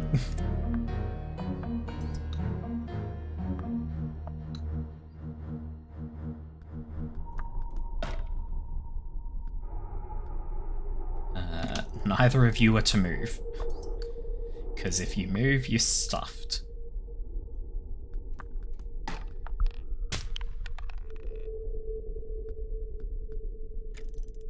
Still, nobody is allowed to advance except for the wretch. The immortal wretch.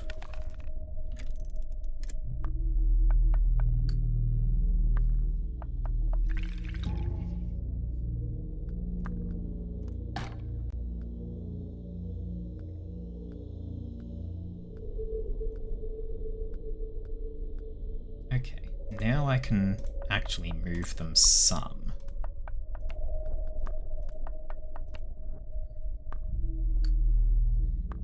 It just dinks off. God, this is... I like this more than I should.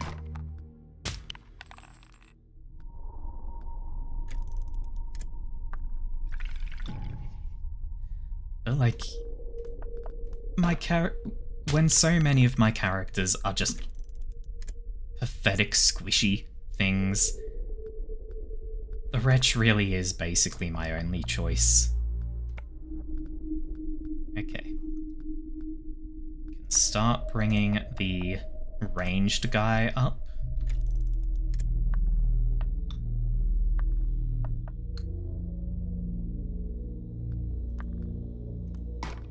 One bonk.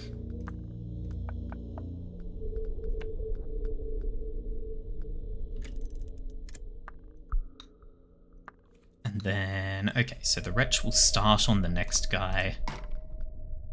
And the knife thrower will get the kill on this one. And you can start moving up as well. Oh! Huh, okay. Enemy is actually smart enough to just not bother with the wretch when they can't physically hurt it.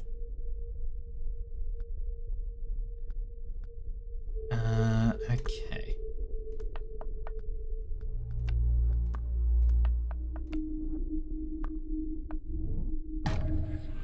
Oh. I accidentally moved into Ranger. Get out of the range. And bring you here. So here's the thing. I will not be able to have both of you get in and attack on the same turn, so I might as well just send the wretch.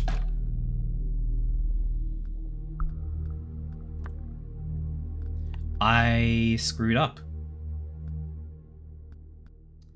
I very heavily screwed up. Please don't have... Oh, the wretch is absolutely fucking dead. As is this run.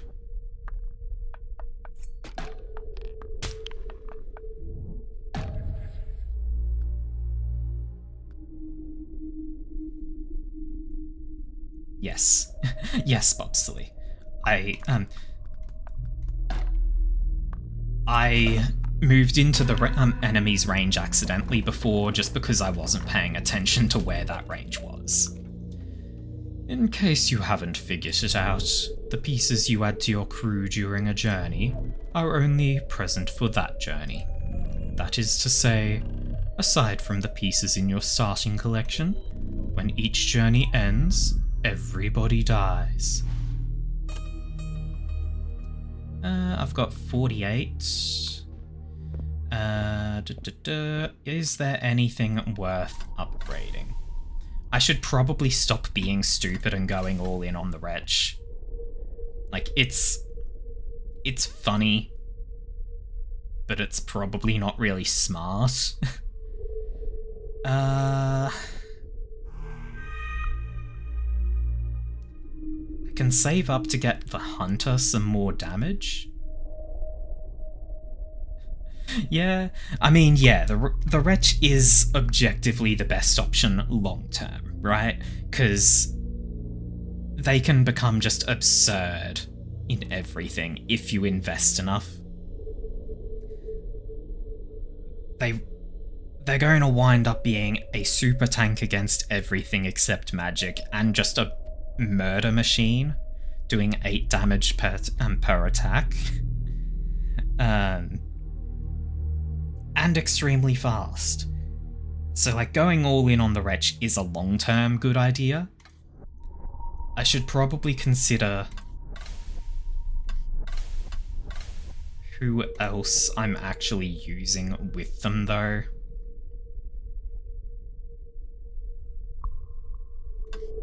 Mostly just because the wretch is getting expensive. There are tier 1, 2, and 3 units, the wretch is tier 3. Ah, Okay. I mean, not surprising considering this stat block.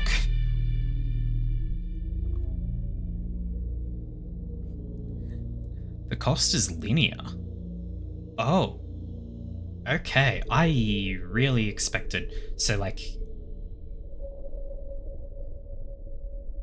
Okay, so as an example that's probably not accurate, essentially, going from 2 health to 3 costs 20. 3 health to 4 costs 30. Something like that.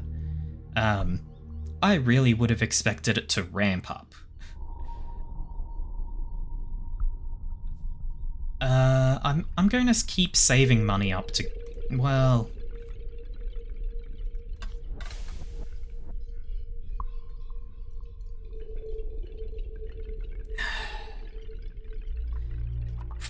Possibly a 3rd point of health might make a big difference. But getting a 3rd point of damage, which can probably just be... the magic one, because that's cheaper. Getting a 3rd point of damage will let the wretch... Oh, I can run! God. A 3rd point of damage will probably make the wretch a lot more powerful. No matter how many times you are slain, you carry on.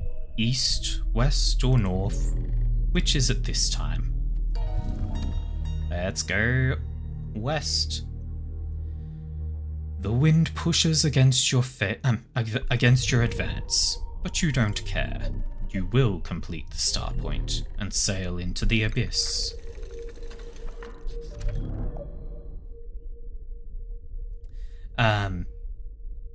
Yeah, for the most part, like, some mechanical things I am happy to know about, like the costs being linear. That's something I'm quite happy to know about. But, like, mechanics that I haven't unlocked yet, good strategies or which path to focus on, things like that I'd rather work out for myself. Which of the clergy of Ire will stop you this time? Or will you be triumphant? I am eager to see the outcome.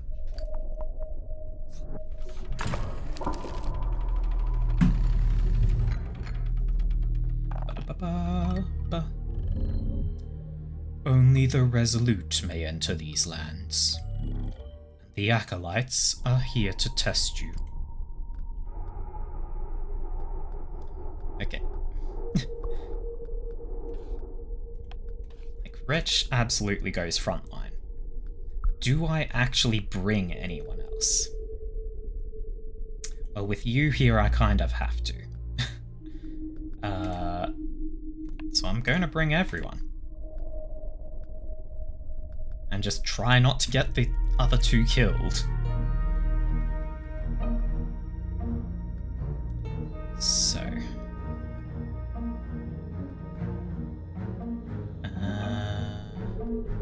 okay.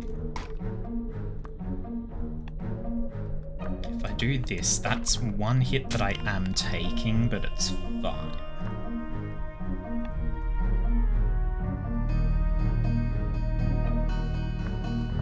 Then get a shot on you, because you're going to hit one of these 2.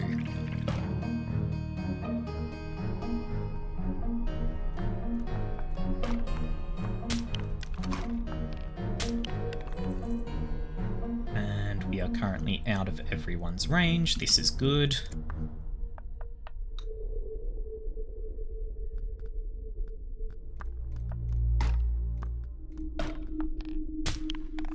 This guy is the only one that concerns me.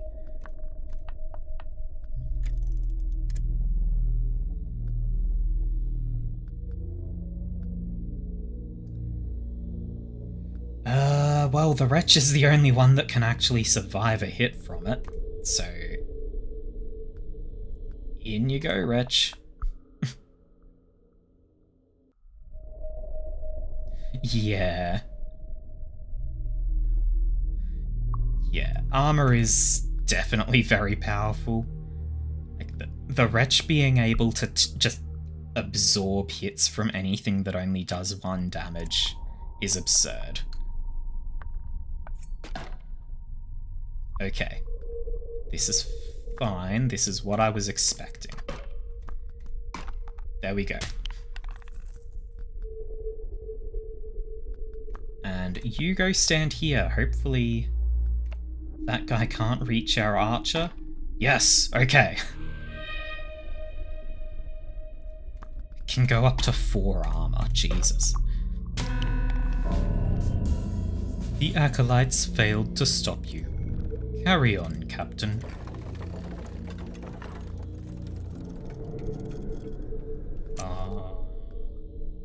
Knife thrower, acolyte. I tried a knife thrower before. 1 health with only 3 range just isn't quite enough right now. So I'll take an acolyte.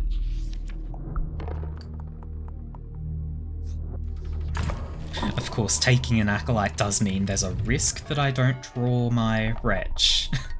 Because I'm only drawing 3. You happen upon an aging spike pit. It looks like it has seen use over the years.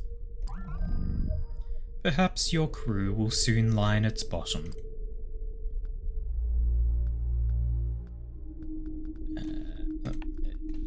Wretch and... wretch here.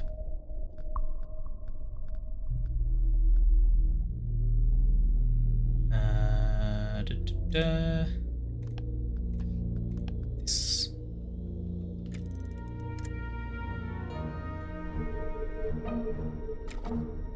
Oh.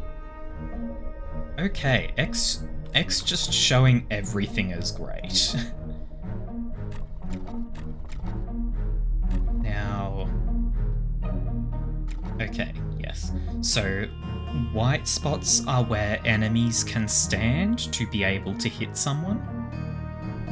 Black spots are where enemies can hit someone.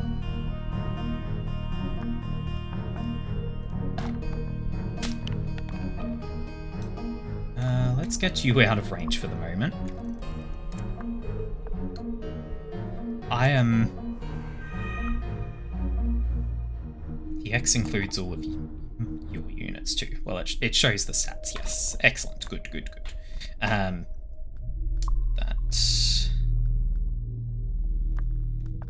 And this... God. So there can be overlap. It doesn't look like it shows my units though. Because like none of this space is highlighted.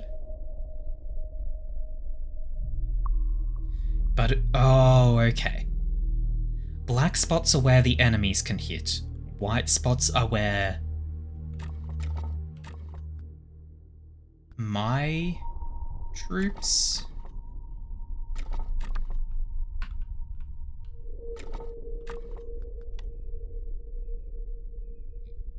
Z hides life bars, C lets me toggle between characters. God, you're going to be intimidating, huh? Oops. Oh no, move to there, then stand. You come here, I guess.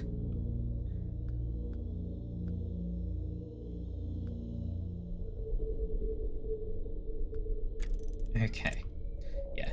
I am taking no advantage of the time option right now, because really my only survivor is the wretch. Okay.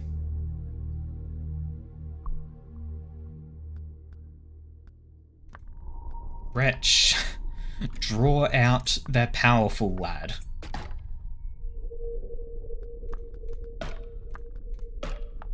There we go. And now the wretch can kill everything. The time option isn't important. Yeah, like, it does seem that getting all of the kills gives a lot more money.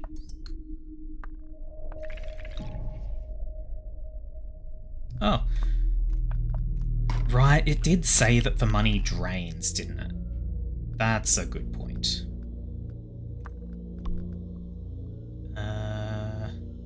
You know what? Even if you guys attack him, he's fine. We can do things a little bit quicker just to stop wasting time.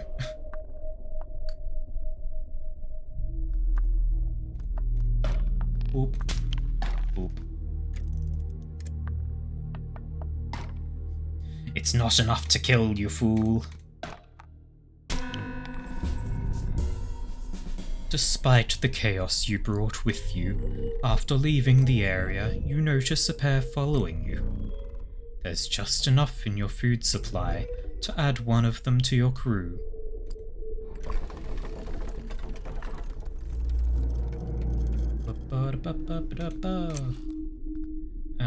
The long step. Another acolyte. I don't think I really care about either of you right now. Yeah, like the more I take, it's just the more that clogs my deck.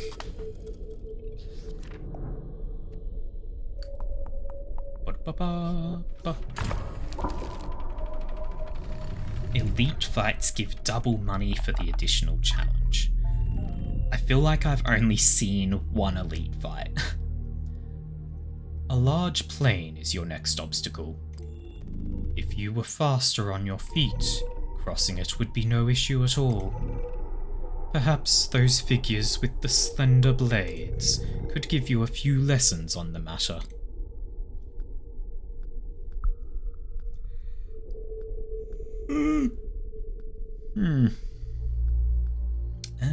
Okay. We're fucked. We are screwed. I didn't draw the wretch. Taking that acolyte ruined me.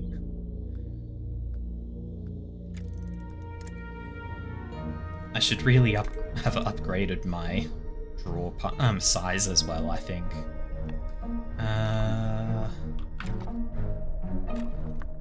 Okay. You back off. I hit the wrong button. I did not mean to end my turn there.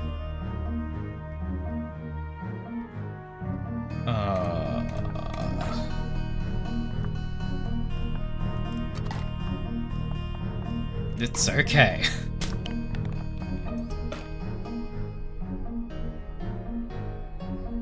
This is fine. We're only going to be extremely mutilated. That was also just a bad decision, sending that guy up there. I could have had the archer shoot that one instead of having them in range. This.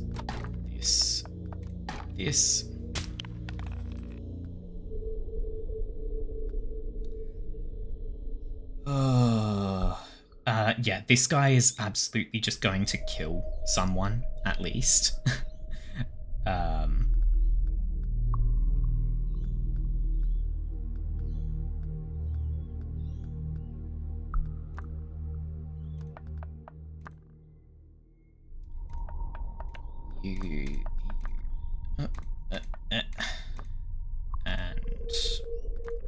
you. How the upgrade system works for the enemies.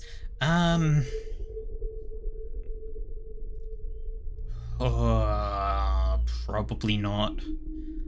Like, I'm guessing that enemies upgrade the more times I have upgraded my characters. It's not something the game tells you.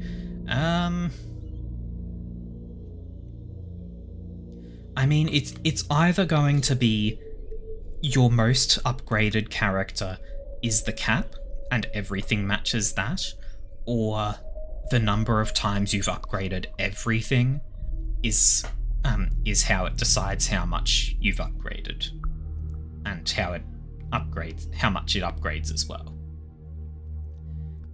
So like, I presume that's the case at least.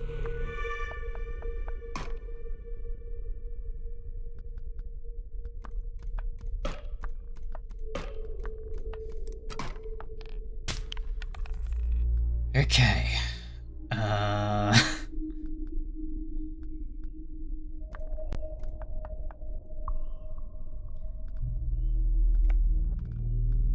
This is going to be real fucking stupid.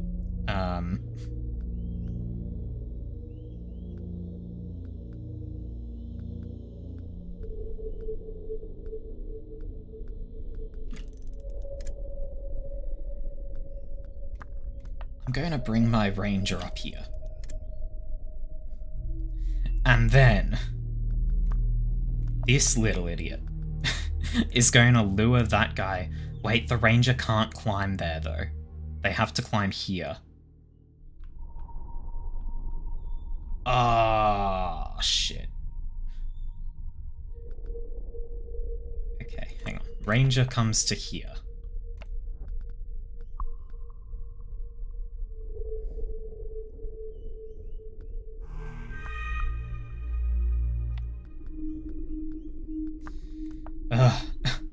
I was thinking that, like, I think I've just lost here, basically. I was thinking maybe I would be able to lure this guy downwards so that I could get my ranger onto the space and just escape, essentially, with some sacrifices. But that's not going to happen.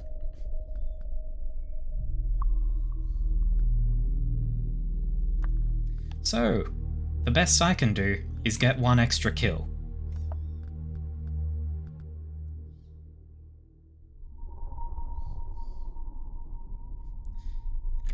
Those aren't pursuer mobs? Yeah, they are guard mobs. Well...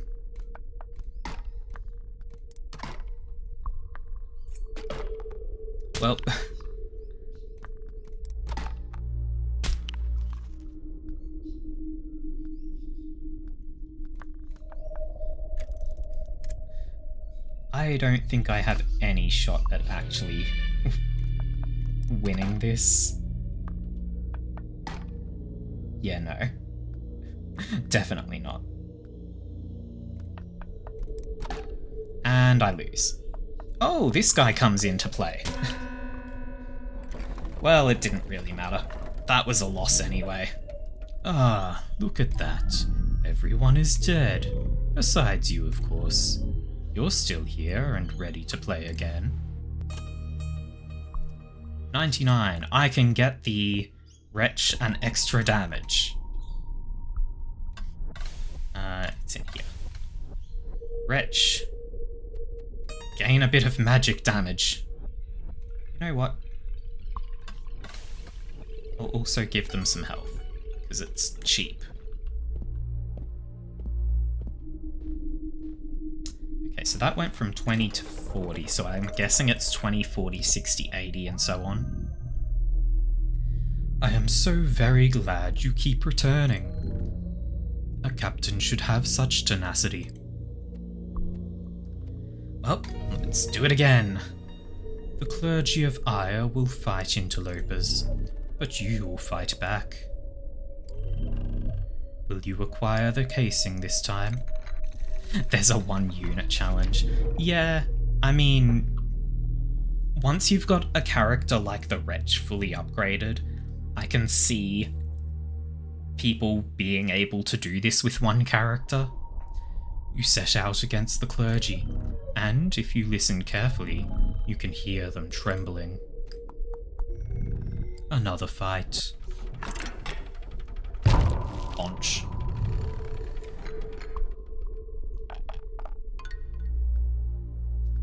Okay, so...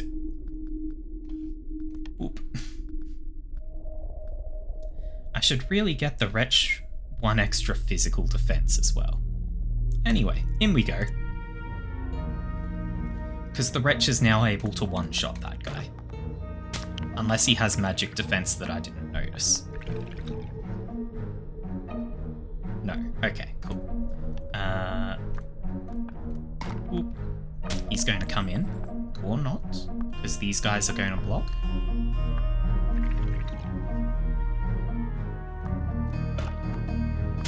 Oh.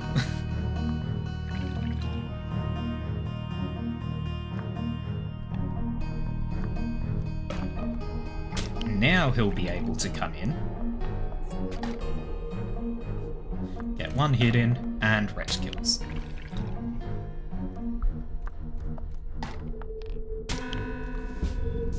Yep. And an achievement, win a combat encounter after deploying one crew. You leave the acolytes behind. to die among the leaves.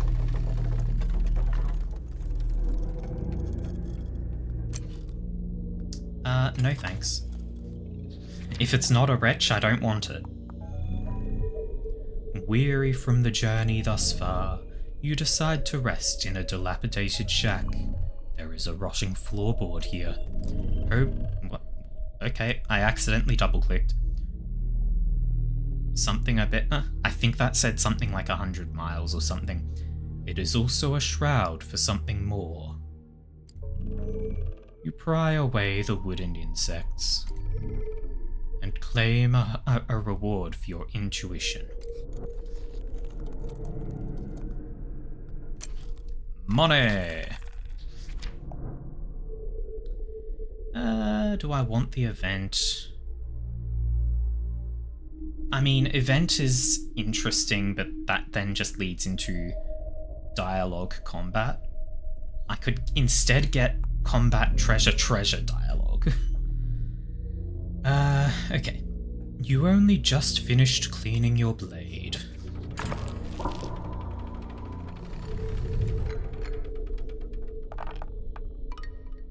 You find a clearing, blocked by a chasm. Question mark is just random. Okay. Random event, it's... roguelikes are the same. It's the same. There's a narrow bridge to the right, unless there's literally no such thing as an actual event. And it's just, is it a combat? Is it a treasure? Who knows? And a small fortification to the left.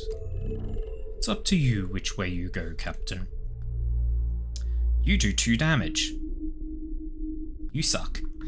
Thankfully I gave the wretch 1 extra health, so they can still just solo this. So long as they can actually reach that guy.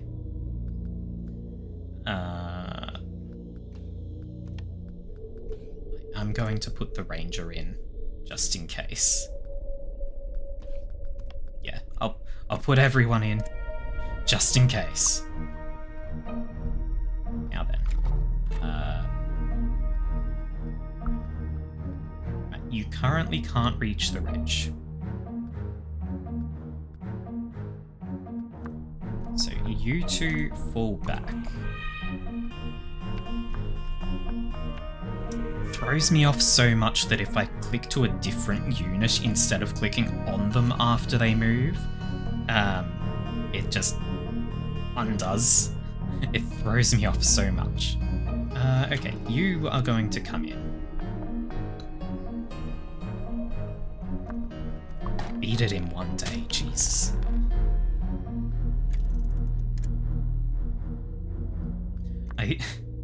I guess how much that implies really depends on how long you had for it.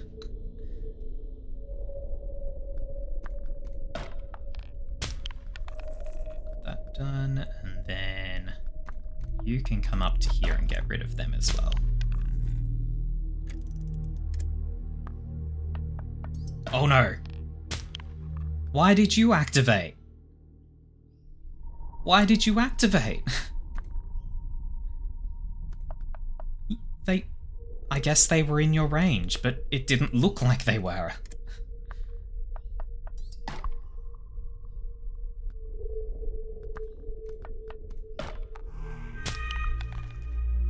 I guess their knife thrower was blocking the spot that would have let that guy...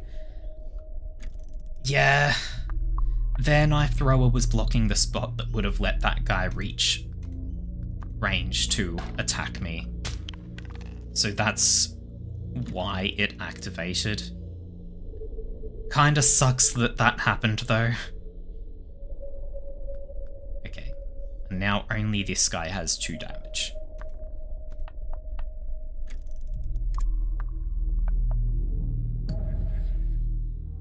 You mean nothing to me.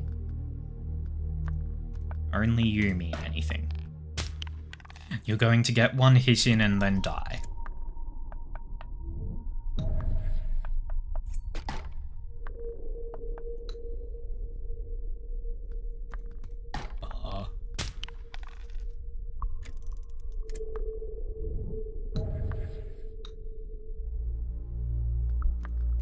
Ba-da.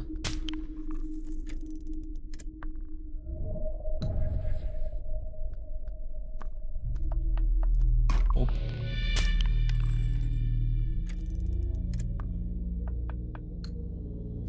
Dink.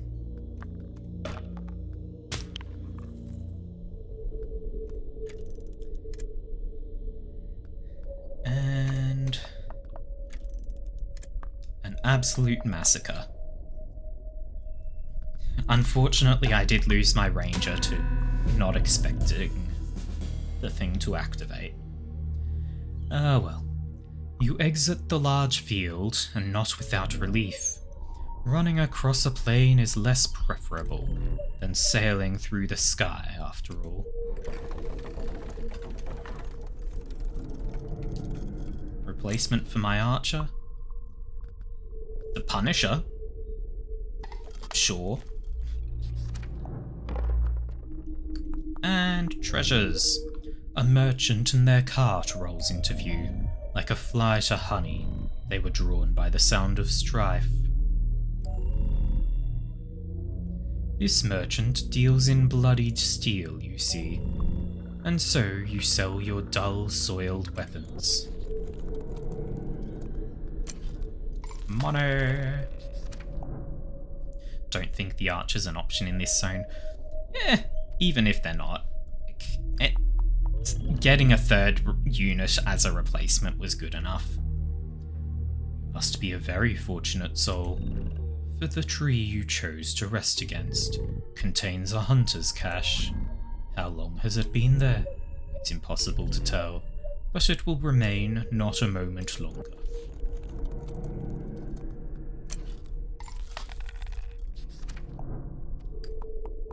Oh, and now we only have one path. I can appreciate a desire for knowledge. Somewhere along the way, the clergy of Aya became rather upset. Baleful, even. Perhaps it was because they were the first to measure the northern winds.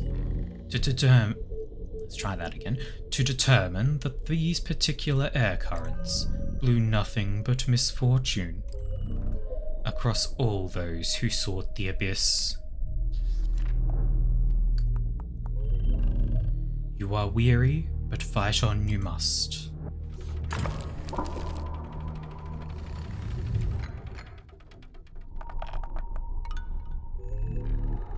Ahead, you can see a deep valley. So deep that the bottom disappears into mist. You'll have to skirt the edge to advance. Let's see. There are 2 that can do 2 physical damage. Okay. Wretch can solo it. Because I'm not seeing anything else that does 2. Yeah. Wretch can solo.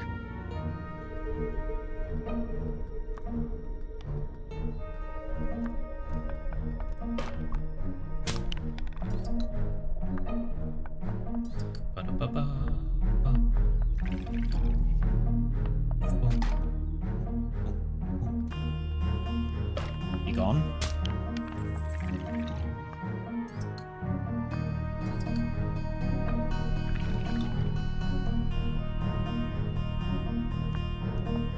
And then we'll unleash this one.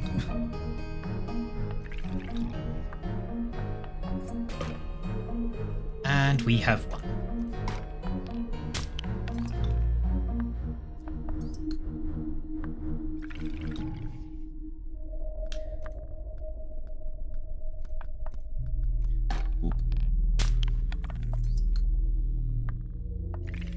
Kind of want to get the Wretch an extra physical defense.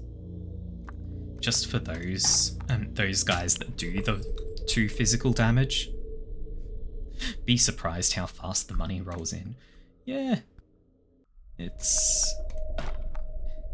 Once I'm actually getting good runs, probably.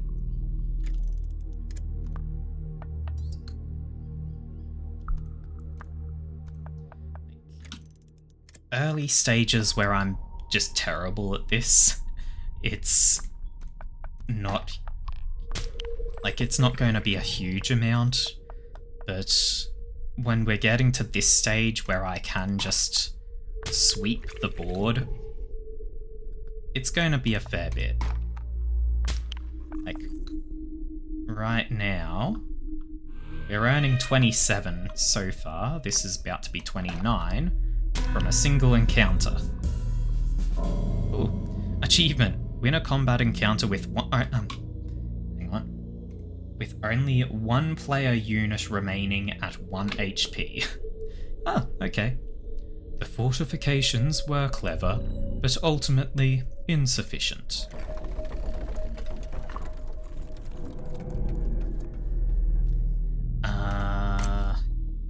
No wretch, don't want. Random. Decisions can be so burdensome. Allow me to alleviate some of that weight.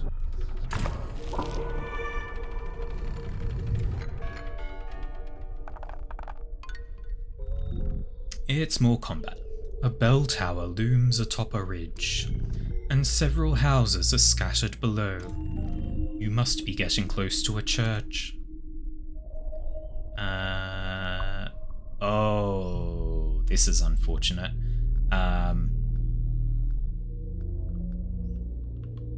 There's 4 enemies that do 2 damage.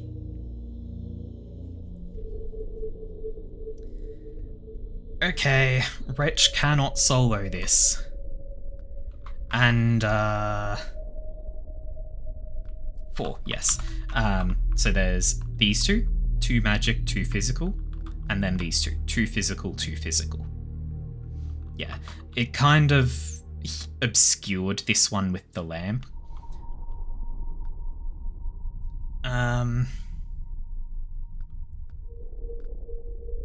Okay.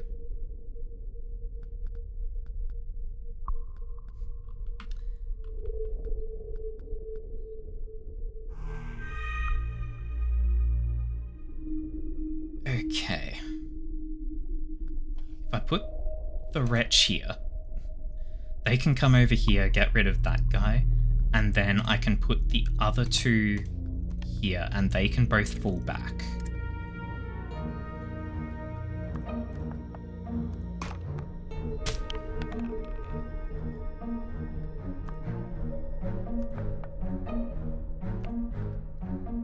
Okay. Yes, okay. So, it should be neither of these 2 are going to actually hit my people yet.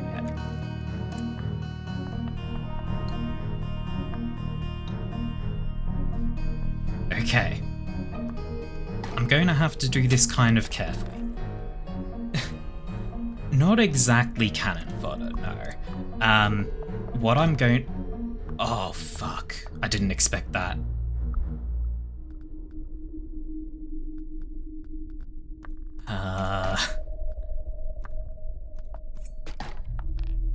Okay.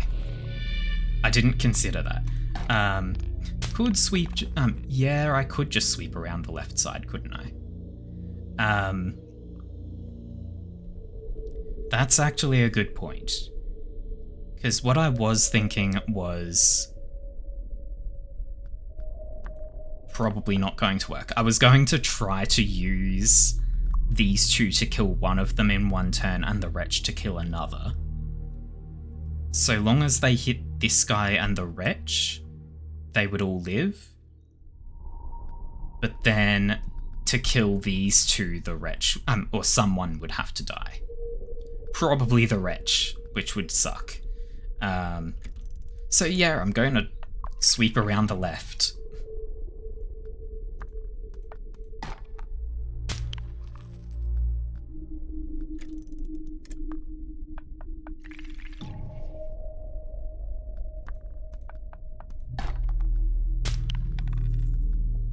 Should also probably try to make sure I only trigger one of these guys at a time.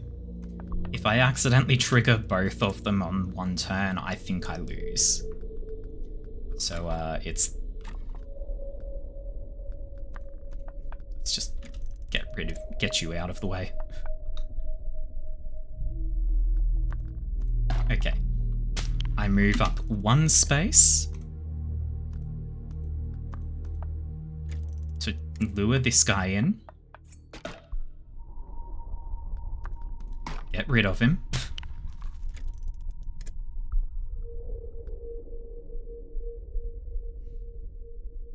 Yeah, I kinda do need a couple more movement. In fact, it is just one more movement to get the jump on these guys. One extra movement, I could get the jump. One extra defense, they wouldn't be able to hurt the wretch. There are so many options, so many ways that I could just be better.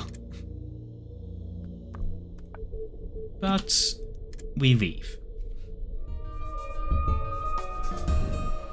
The bell tower clangs mournfully as you and your crew depart. Nobody has died. I don't want any extras. We can do dialogue. You know, there's something worth knowing. When the clergy warned the continent of the foul winds that blew from the north, no other region listened. Like so many truths, the one they spoke went unheard. For ages, they tried to halt northern expeditions, theorizing that the winds were a response to keep the unwanted out of the northern skies. And for ages, they were ignored. Such events would brew ire in even the most pious. Well, before we go into the next battle, because that's an elite, hey, wretch. Do I? I think I do. Yeah? Yeah. Second physical defense, go. The enemies are definitely going to level up and make anyone that isn't the wretch worthless. But hey, thus is life. Let's go. Elite battle! Your focus is sharp, but that means nothing to this enemy. Hopefully this thing doesn't do magic damage. I'm screwed if it does. Be at the ready. And of course, since we're fighting the clergy, I bet it does. A rather large building beckons you. A church. And guarding that church is an ominous figure with a rather large sword. An executioner. Has your time come, Captain? Well, there's things that do 2 magic, that's unfortunate. I'm only seeing 2 of them. But there's also the executioner that just fucking kills you.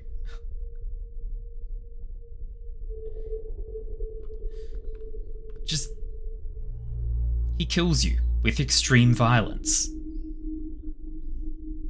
I don't see any golden tiles.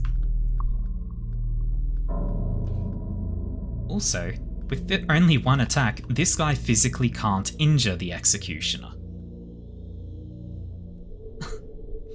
Cool. So you can do 1 damage before you die. You can do 2 damage. No. Yeah, 2. Because you'll do 1 magic and 1 physical. So you can do 2 damage before you die. We'll get 3 damage out of his 5 health. Unless... So that's if it doesn't kill the wretch in the first turn.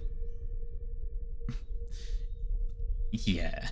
I kind of wouldn't expect there to be...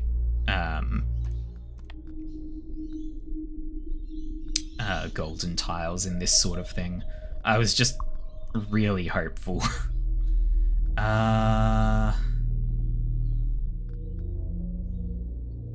God, this is fucked. Like, these starting positions are just... Yeah, they only move one tile, but at the same time, I've got no ranged units. So, I have to end my turn in melee range. I've basically got to bring as many people into melee with it on as possible, and hope it doesn't hit the wretch first.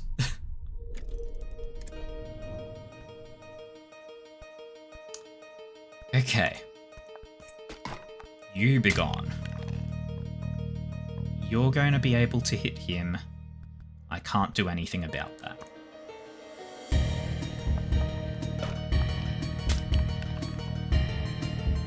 And you come over here.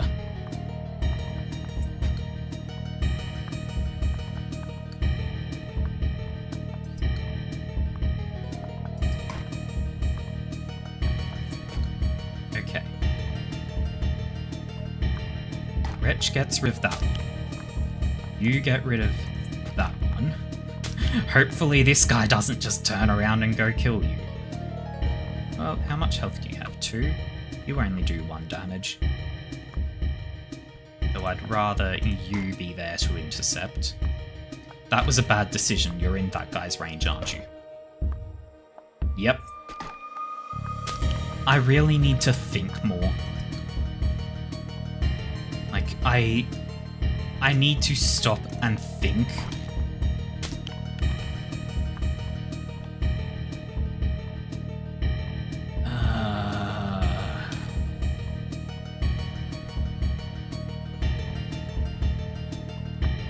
You come here.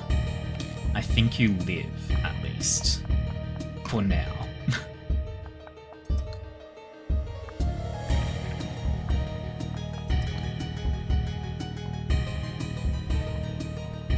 Super fucking fucked. Okay. We have reached the point where the wretch is able to go and clear out everything except the executioner, while this guy hides. And then I have to send these both of them at the executioner at the same time, and pray that the executioner doesn't hit the wretch.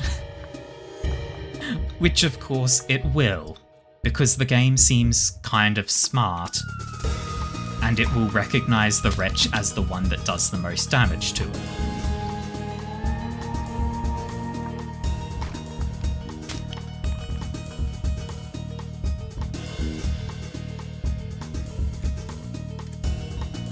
Oh. Am I even gonna... I think I can deal with these guys. It's gonna really fucking suck, though. Let's clear out the very edges first.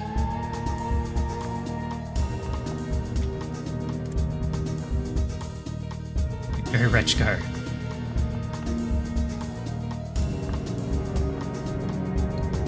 Oh, hi. Wasn't expecting you. Forgot the one on the right edge. Yeah, I didn't even notice that guy.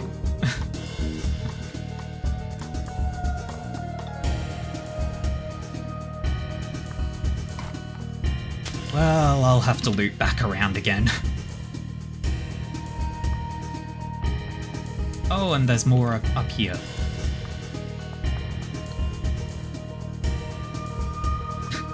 But some of these guys are really just hanging out very far away. Hidden in little dark corners. Come to me. Oh, you're ranged.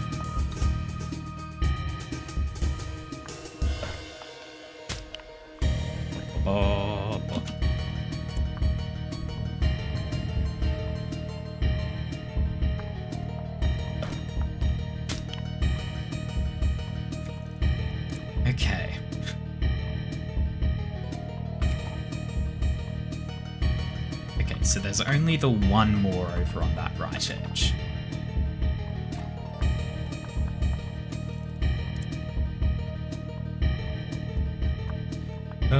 Just running back and forth.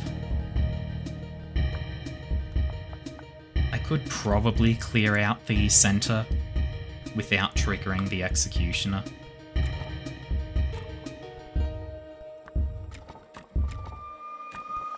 This is a safe spot. Like, what I'm going to have to do essentially is get one of these guys to come for me and then kill them on the same turn that it triggers the other one.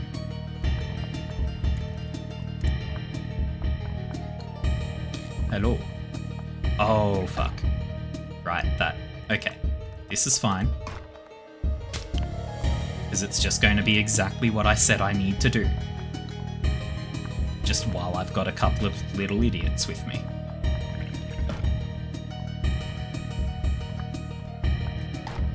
Okay. Immediate problem is solved.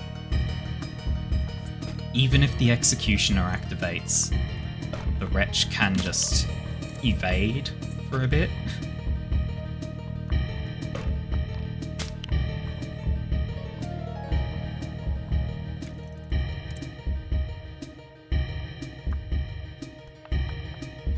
Okay, let's get rid of this guy as well.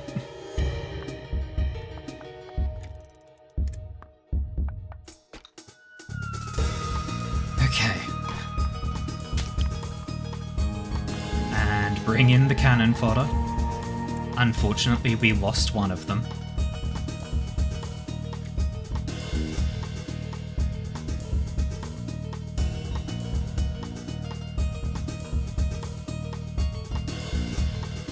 Oh, this sucks. I just realized that my plan won't work anyway because only one of them can get in range.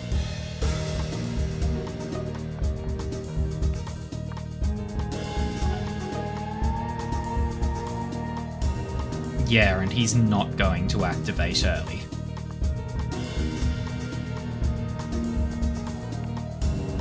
So no matter what I do, I needed the third guy alive.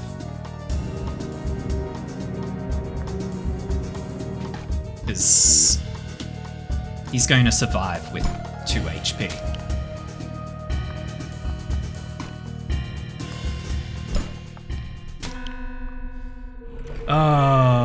I didn't notice that there were things beside him.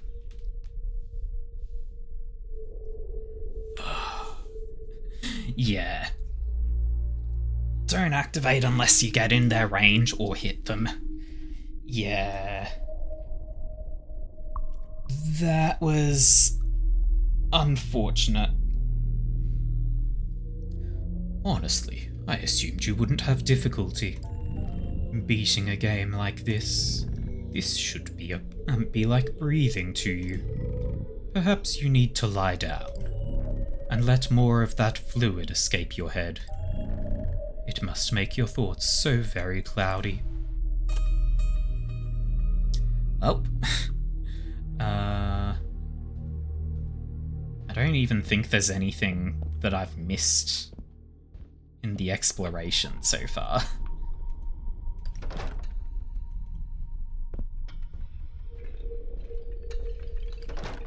Oh, there was. Okay.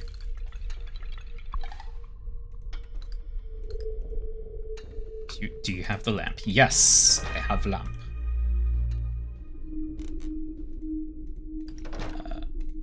Oh. Okay. There is stuff that I've missed.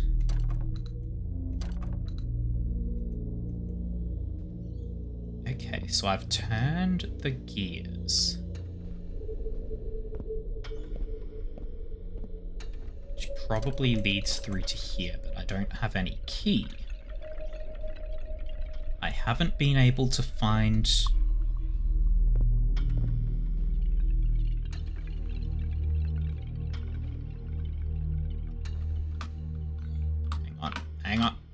Can I line it up? Is there a way that this lines up?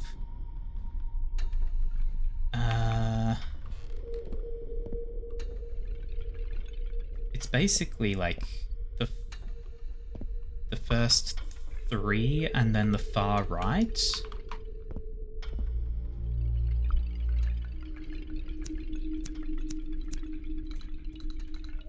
That is not correct. Unless I'm meant to view it from the other side.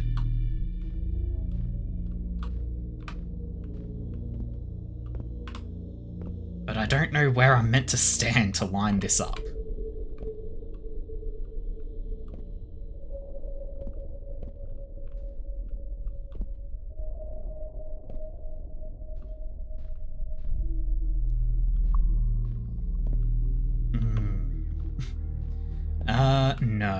No hints yet.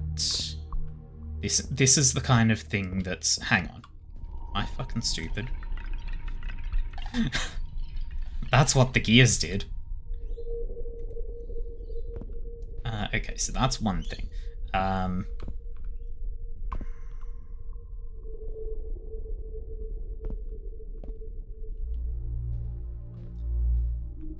feel like there's got to be some spot that you're expected to stand. Is any of this interactable? No. Somewhere it wants you to stand, like, on this X, for example. 1, 3... Hang on, but that leaves 6. There are 6. I'm an idiot. So 1, 3, 5, 6.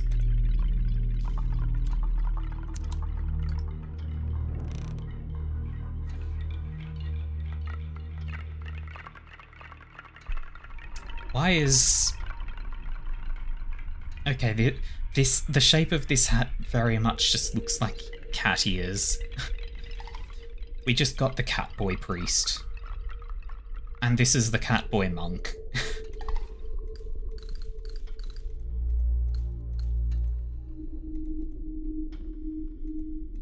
Very good, very good. And then... I don't know if I missed anything in here.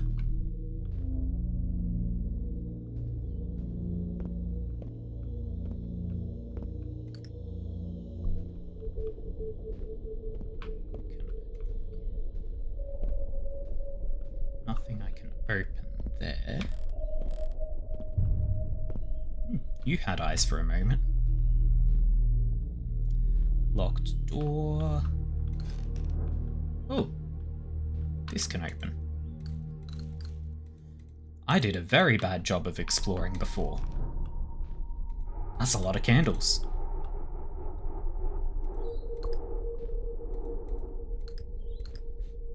Only one puzzle that doesn't make sense.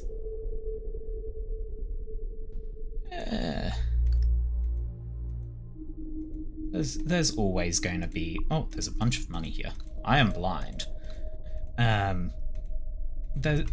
Any puzzle game is always going to have a bad puzzle, at least. It's so hard to make puzzle games and make them good. Because the developer already knows what the solution is, so how are they meant to work out if somebody else can figure out what the solution is? You turn to look at me. Hello.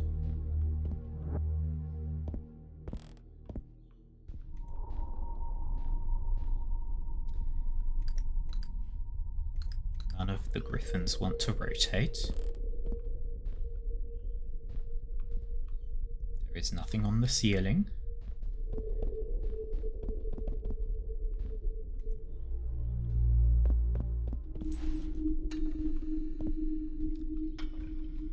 Would be nice if you kept the lantern out a bit longer, dude.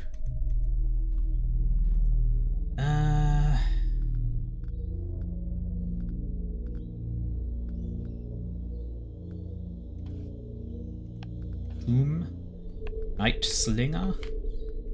Sends magic attacks a short range. The Scholar. Magic at also somewhat ranged.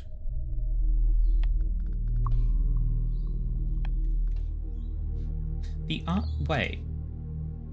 Why am I using the Hunter when I have the Archer? Oh, I just got the Archer. Right.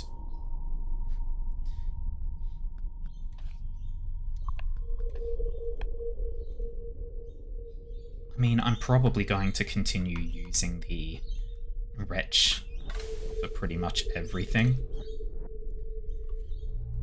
Nightslinger can get a bit of extra range, extra damage. I didn't miss any others.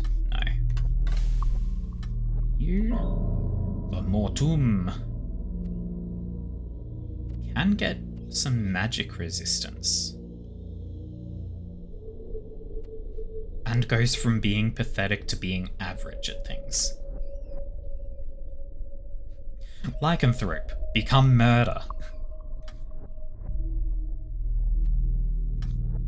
Its attack, well, its strength gets better than the Wretch, barely, but it doesn't get the magic attack. Let's see. Let us give Wretch some extra speed and some extra health. Because the Wretch really is just everything.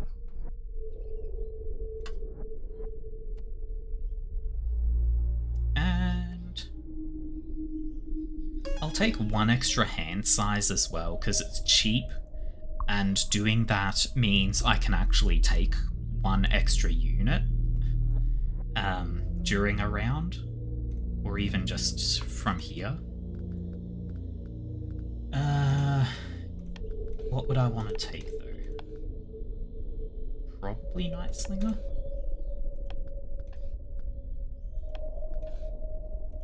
Three range, no melee, but 2 health instead of 1.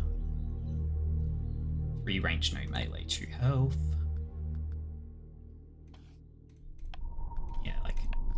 Okay, so these are my ranged guys.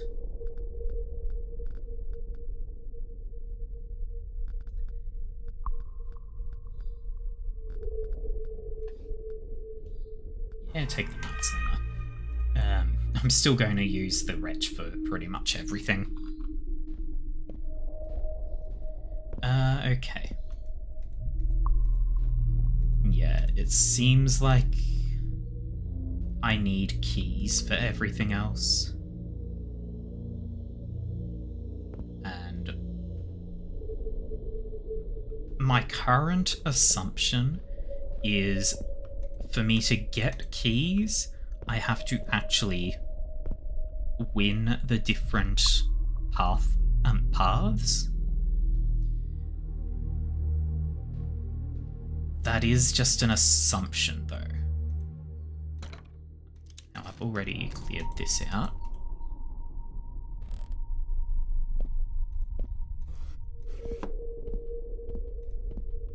Yeah.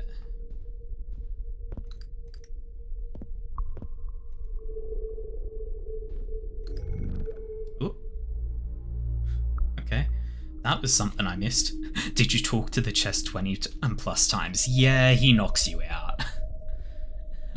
You jostle the box and deduce that it's empty. Oh, were you not looking for narration? My apologies. Please, jostle away.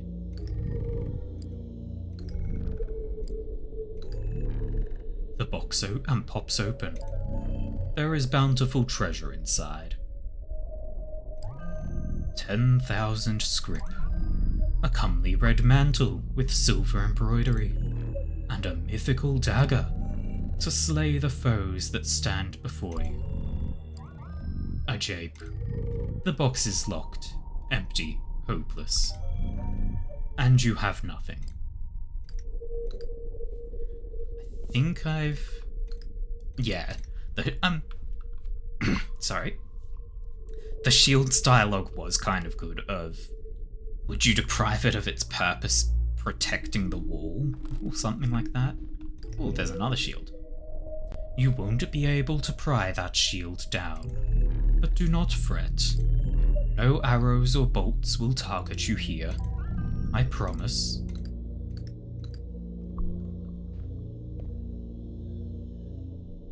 So this shield is emblazoned with, it looks like knights around the edge. Knights in battle. Anyway, I'm actually going to wrap up here. We're about 10 minutes out from my usual ending time. But it's like, these are fairly long runs, so I don't think I'm getting an extra run in within that the 10 minutes I've got. So I'm just going to wrap up. If you have enjoyed, I have a Discord server. This is where I make my announcements, when I'm going live, what I'm planning to play, or if anything is going to keep me from going live. I also have a YouTube channel. This is where all of my VODs go. Twitch will keep them for 2 weeks. After that, they are only available on YouTube. With that, thank you very much for being with me today. Have a good one.